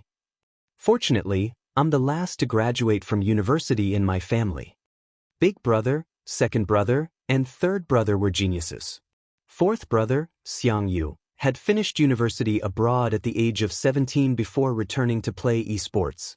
Even the most ignorant and incompetent Xiang Feng had finished business administration at the age of 18. Xianxia, who grew up among the top students and prodigies, had different references from ordinary people. Thus, she had always thought of herself as a very ordinary person. Little did she know that because of her words, the livestream room began to ridicule her again. Learning how to farm must have made you so awesome. You can tell all kinds of lies. The more daring you are, the more you will produce. The vase fairy's bragging is too natural. If her acting skills were this good, she would have won the Best Actress award a long time ago. She speaks as if it's true. Hee, a normal person starts the first grade of elementary school at 7, graduates from high school at 18, and goes to university at 19. I have a bold guess. The vase fairy might have really graduated from university, but she changed her age to enter the entertainment industry. F***ck, what you said makes sense. The vase fairy is probably in her 20s, but she's still pretending to be young. Ugh, disgusting. In the live broadcast room, there were all sorts of cynical people jumping up and down. Apart from the netizens who hated Xianxia, there were also quite a number of paid posters from the production team of Heartbeat mixed in. The public opinion was one-sided. Bai Ruoruo was still not satisfied and added fuel to the fire. Senior Sure, you were the top scorer in the college entrance exam. I remember that your total score was over 700. Sister Xianxia, how much did you score? Xianxia, me? I think it's less than 700 points. It had been so long that she couldn't remember clearly. She vaguely remembered that it was very close to 700 points. Bullet screen. Haha, the vase fairy is so pretentious. She's definitely the king of acting tough. I've learned it. The last time I did a mock test, I got 400 points. In the future, I won't be able to get 700 either. Come, let's bet on the 50-cent vase fairy's real score. I remember that Nancheng's second-tier score was only around 300 points. As soon as the carnival of the haters in the comment section began, they heard Shi Sui's gentle and clear voice clearly transmitted through the microphone. If I remember correctly, it's 699 points, right? The comment section that had been lively just a moment ago instantly fell into a dead silence. Chapter 91. Li Jinyu, the cameraman, and the other staff members were all shocked. Teacher Xianxia actually scored 699 points in the college entrance exam? Xianxia, who had been one step too slow and had his words stolen by Shi Sui, so angry, he also remembered his sister's score. This kind of face-slapping thing should be done by him, the older brother. This was stealing his rice bowl. Asterisk. Bai Ruoruo's face turned pale as she laughed dryly. Senior Sure, are you joking? What do you think? Shi Sui slowly adjusted her gold-rimmed glasses. Her eyes were thin as she looked at her with a faint smile. The broadcast room was filled with questions. 699 points? Is the full score 750? Is Shi Ingdi covering for the vase fairy? I'm speechless. Shi Sui actually lied for a woman like this. Bai Ruoruo was flustered by Shi Sui's gaze and stuttered. Senior, how do you know this? Shi Sui said lightly, our families are old friends, isn't it normal to know this? Besides, college entrance exam results can't be faked. Do you think I'm lying? With just a few words, Bai Ruoruo was rendered speechless. Xianxia, who was trimming the flowers, stopped and looked at Shi Sui with some surprise. It was normal to know, but remembering was rare. It turned out that Zai was not only smart and diligent, but also very attentive. Xianxia was scratching his head anxiously. He wanted to yell at Shi Sui to shut up and give me a chance to perform. He had treated his sister so badly before, and now he had to make up for it. He pulled out a precious video on his phone and showed it to Bai Ruoruo. Here, my sister's interview. It was an interview from Nancheng TV station, and the subtitles at the bottom read, "A 15-year-old genius girl scored 699 points." The image had been compressed by the phone and was very blurry, but it was enough to recognize that the person being interviewed was Xianxia herself. At that time, the little girl still had some baby fat on her cheeks and her hair was tied up in 2 ponytails. She was so adorable that it exploded. Reporter, today is the release of results. We interviewed a 15-year-old passerby student. Who would have thought that she would score 699? Your family must be very happy with such a high score, right? My second brother said that I'm too stupid. When he was 15 years old, he was almost done with his medical doctoral thesis. The reporter was speechless for 2 seconds. He maintained his good professionalism and continued to ask, "Wow, it seems that your brother is very outstanding. You are a science student. Do you have any learning experiences that you would like to share with everyone?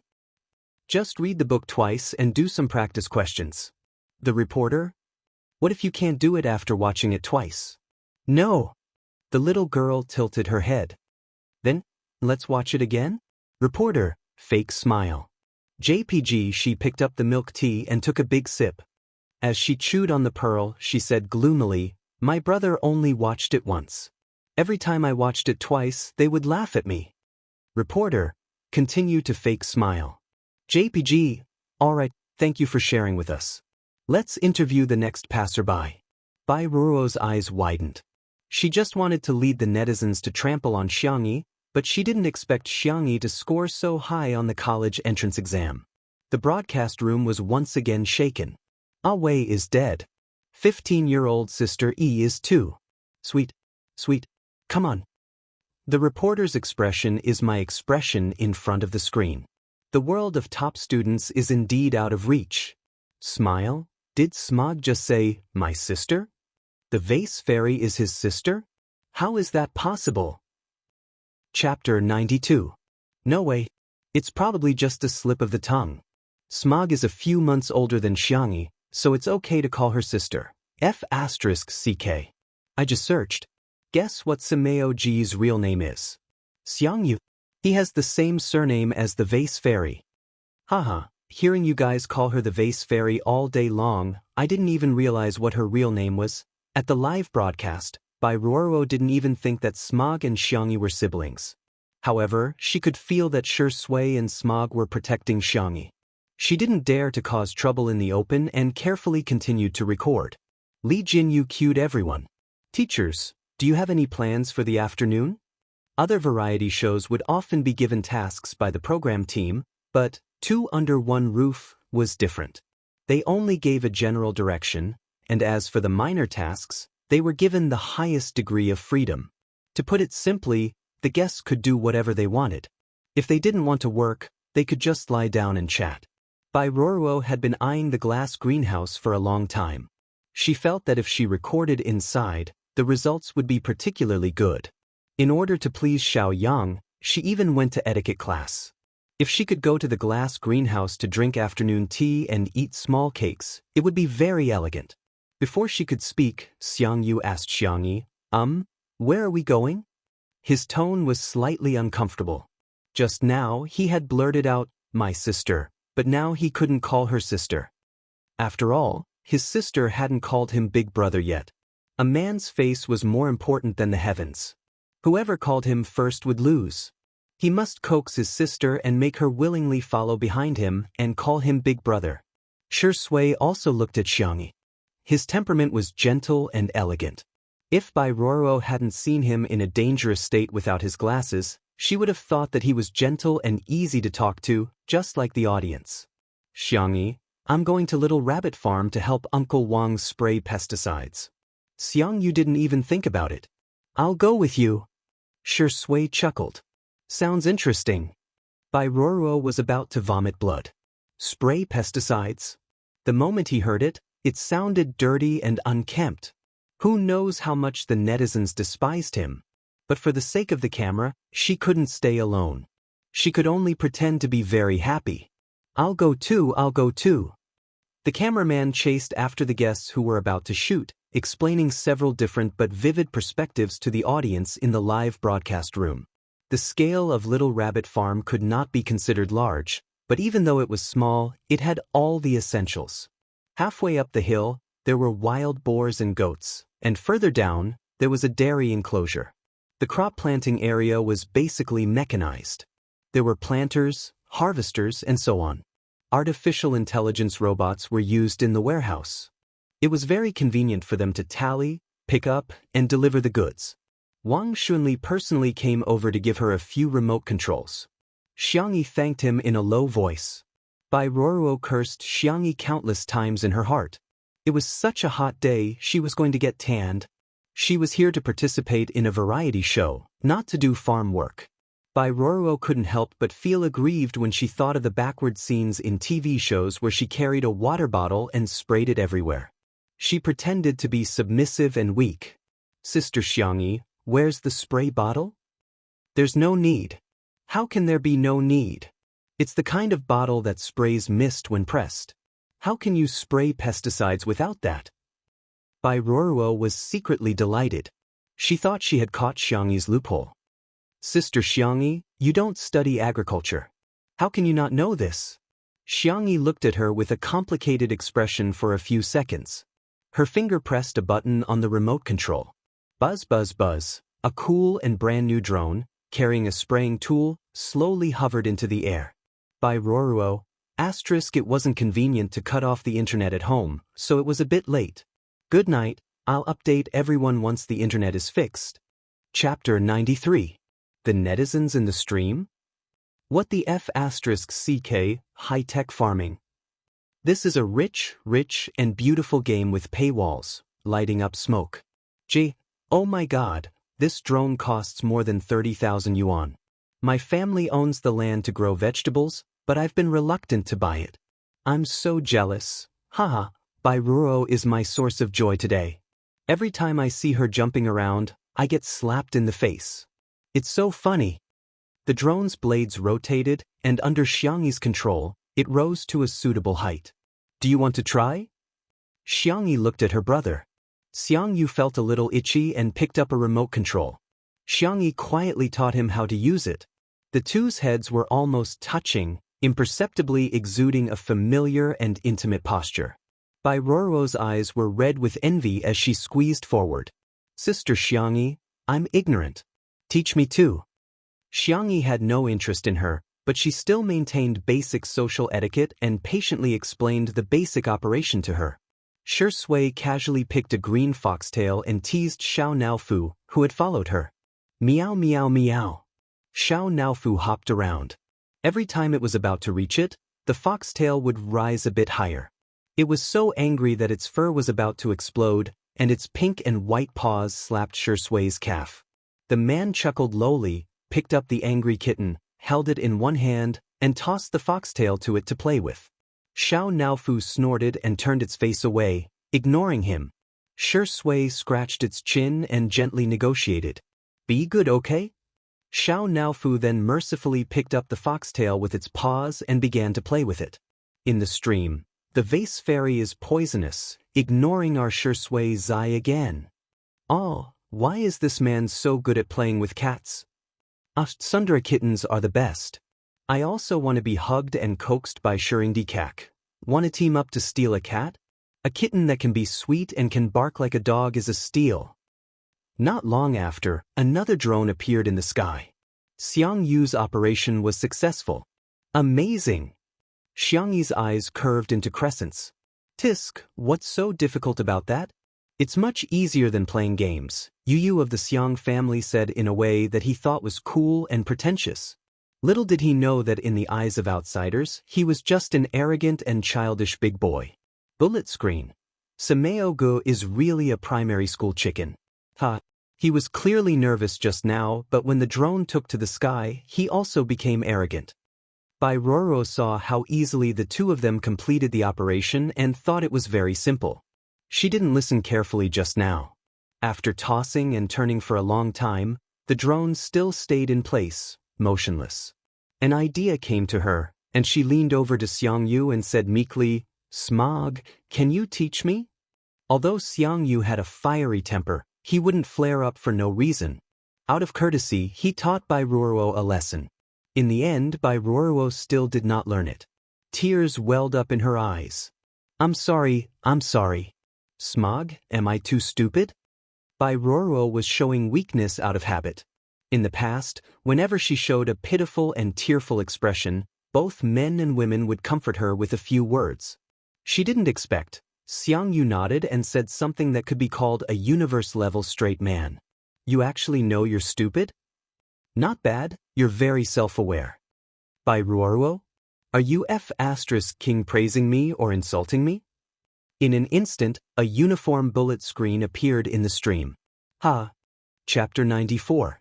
I finally know who Bai Lianhua's opponent is. Come on, everyone, type these 4 words onto the public chat. Iron, straight, men. Bai Ruoruo, don't walk the path of an actress. Be a comedian, I think you have a lot of potential. Ha. Is there a mistake with the tag of this show? Why did you choose the lifestyle category? Choose comedy immediately. Seconded, in addition to being funny, you can also add a gourmet tag. Dear, have you forgotten the tags of being in love, having meat, and being a single man and a single woman? Manual Doghead. The comment section was a sea of joy, but in reality, Bai Ruoruo really wanted to cry. It was too difficult, really too difficult. Originally, she had come to ride on the popularity and trample on Xianxia in a simple mode, but who would have thought it would be the hellish hard mode? Thinking about it carefully, the source of her embarrassment was Shui and Smog's targeting. Xianxia must have done something. Bai Ruoruo hated her to death in her heart. She looked at Xianxia with tears in her eyes. Sister Xianxia, there's something I don't know if I should say. Xianxia, don't say anything you shouldn't say. Bai Ruoruo, Xianxia was focused on spraying the medicine and didn't quite hear what she said. She tilted her head. What did you say? Bai Ruoruo organized her words and said in a weak tone, Sister Xianxia, it's cool to use high-tech farming like this, but you have to know, real farmers don't have these kinds of equipment. I don't mean anything else, I just think this is too unrealistic and there's no way to promote it.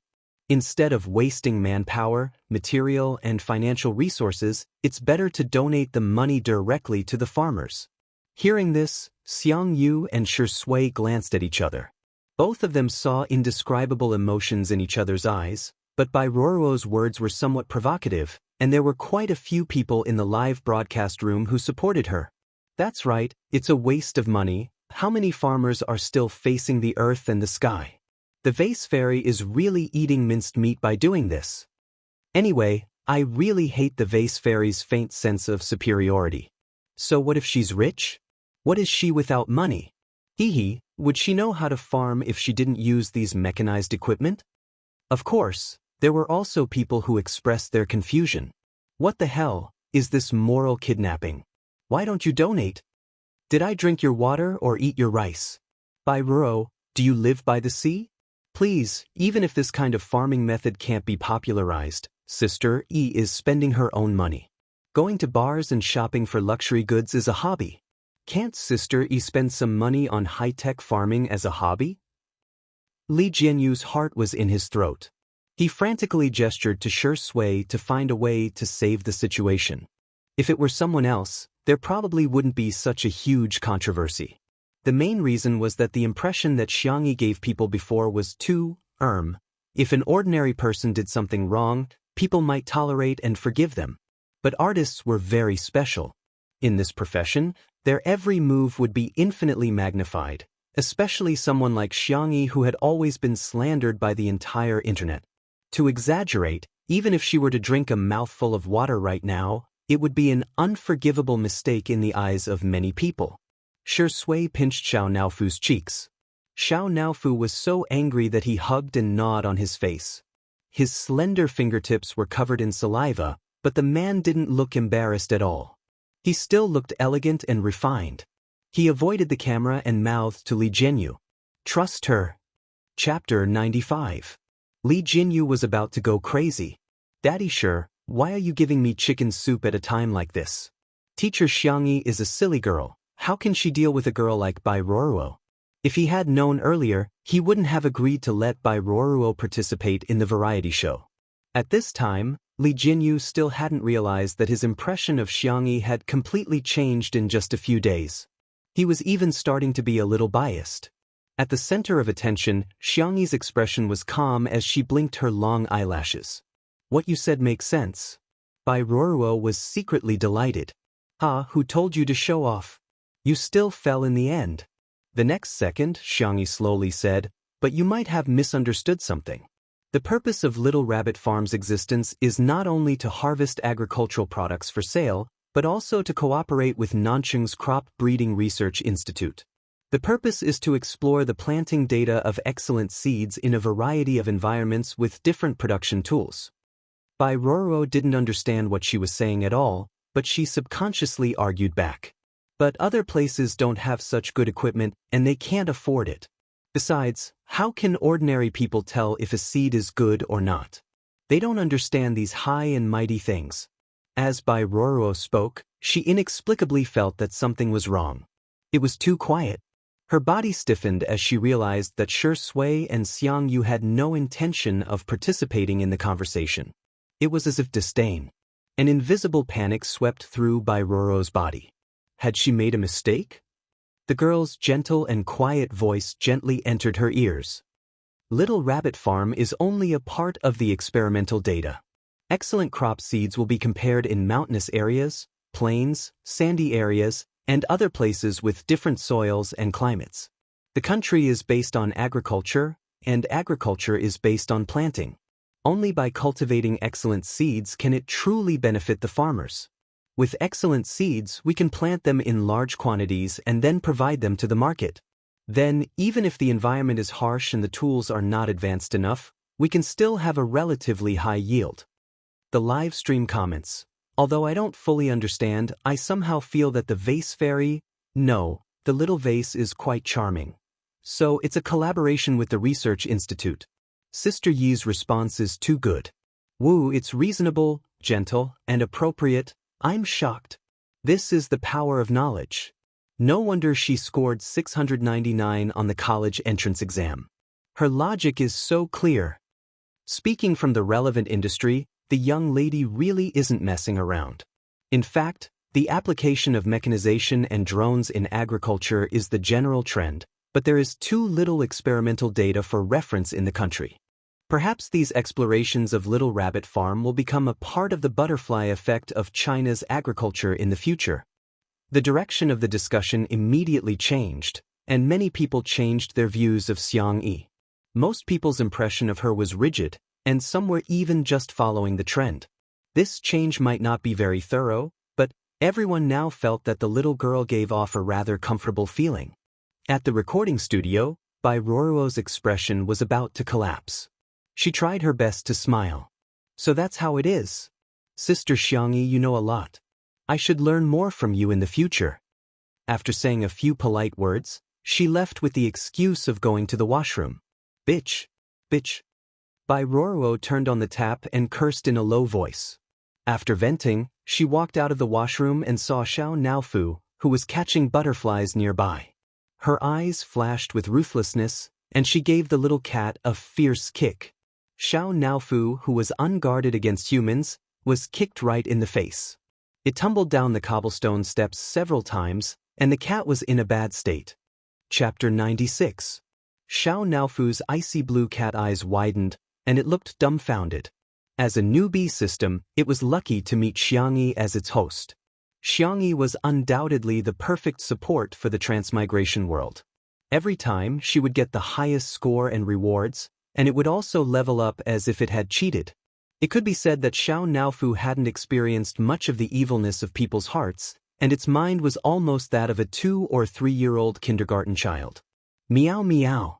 Even Shi Sui, that stinky man, didn't dare to bully it like this. It was very angry. Bai Ruoruo looked around and confirmed that there were no photographers. She sneered. "Scream, keep screaming. It's useless even if you scream yourself hoarse." Xiao Naofu angrily rushed over to scratch her.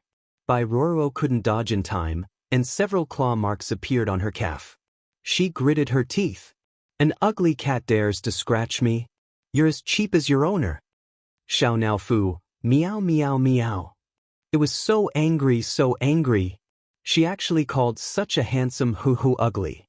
What was even more infuriating was that she actually scolded Xianxia. That stupid woman, only it could be fierce too. No one else could. So, Xiao Naofu showed her what Kung Fu Hu was.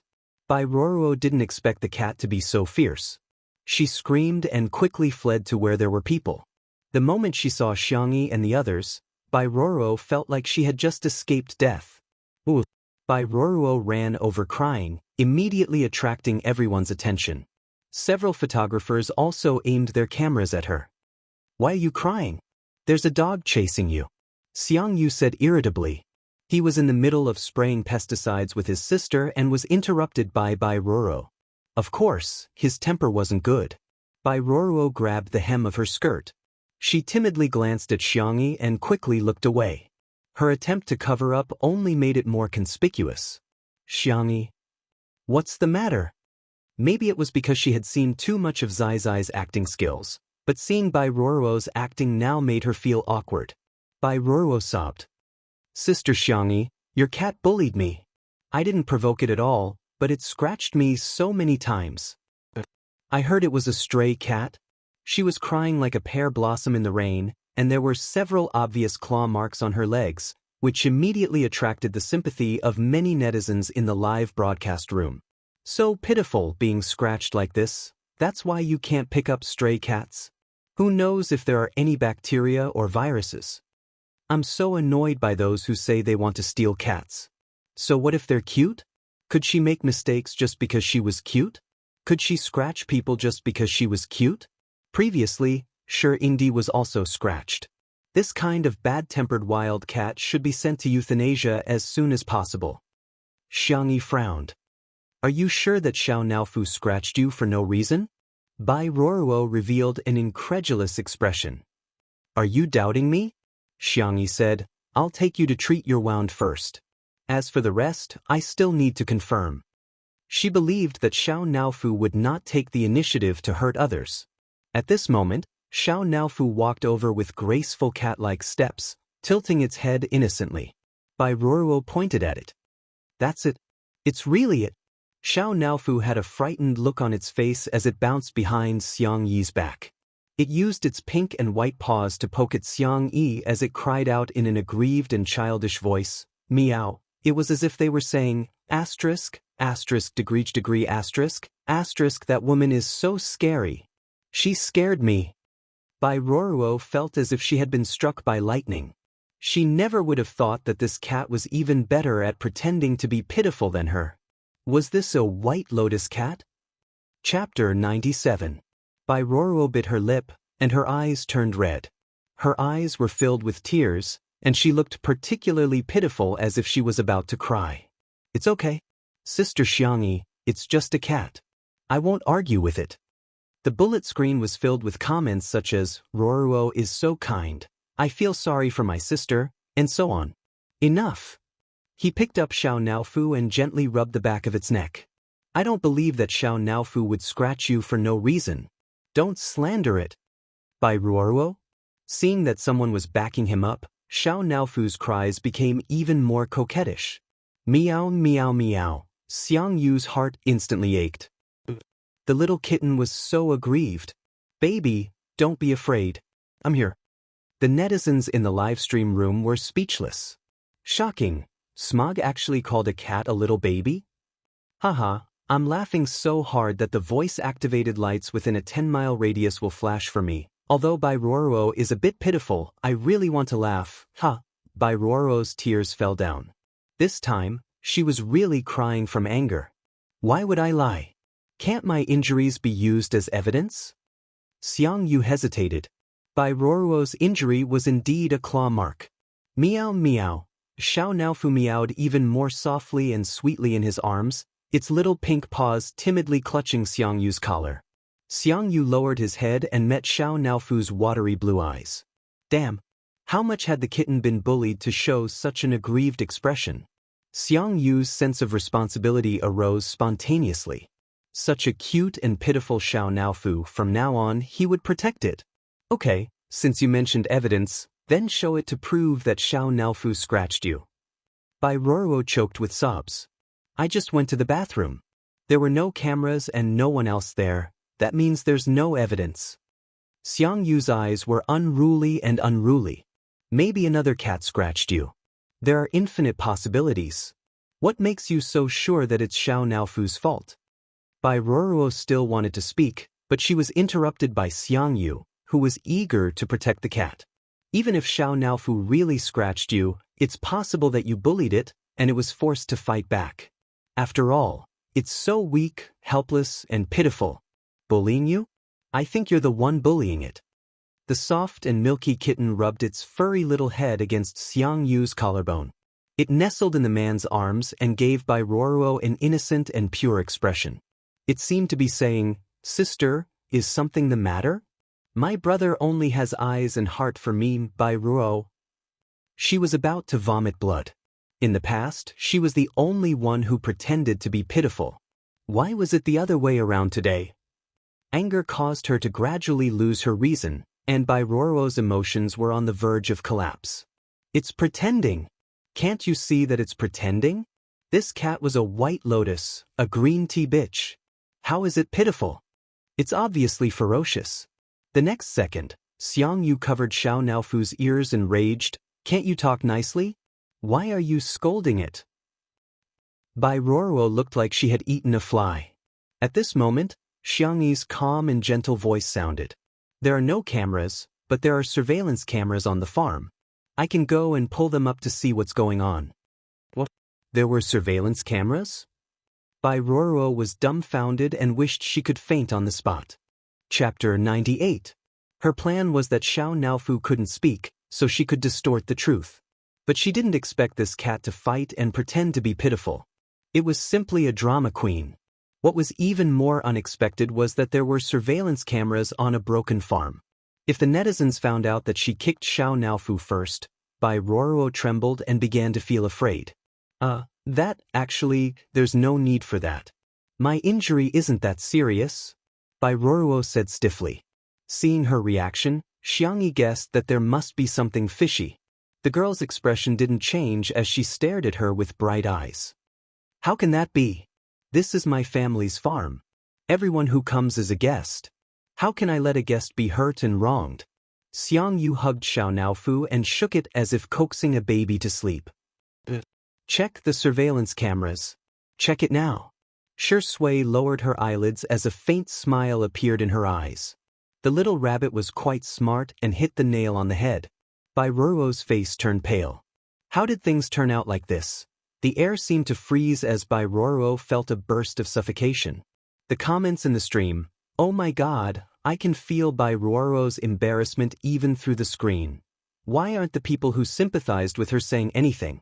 If she's not guilty, why would she react like this?" Two Under One Roof's first Little White Flower and Green Tea Cat competition has been perfectly defeated.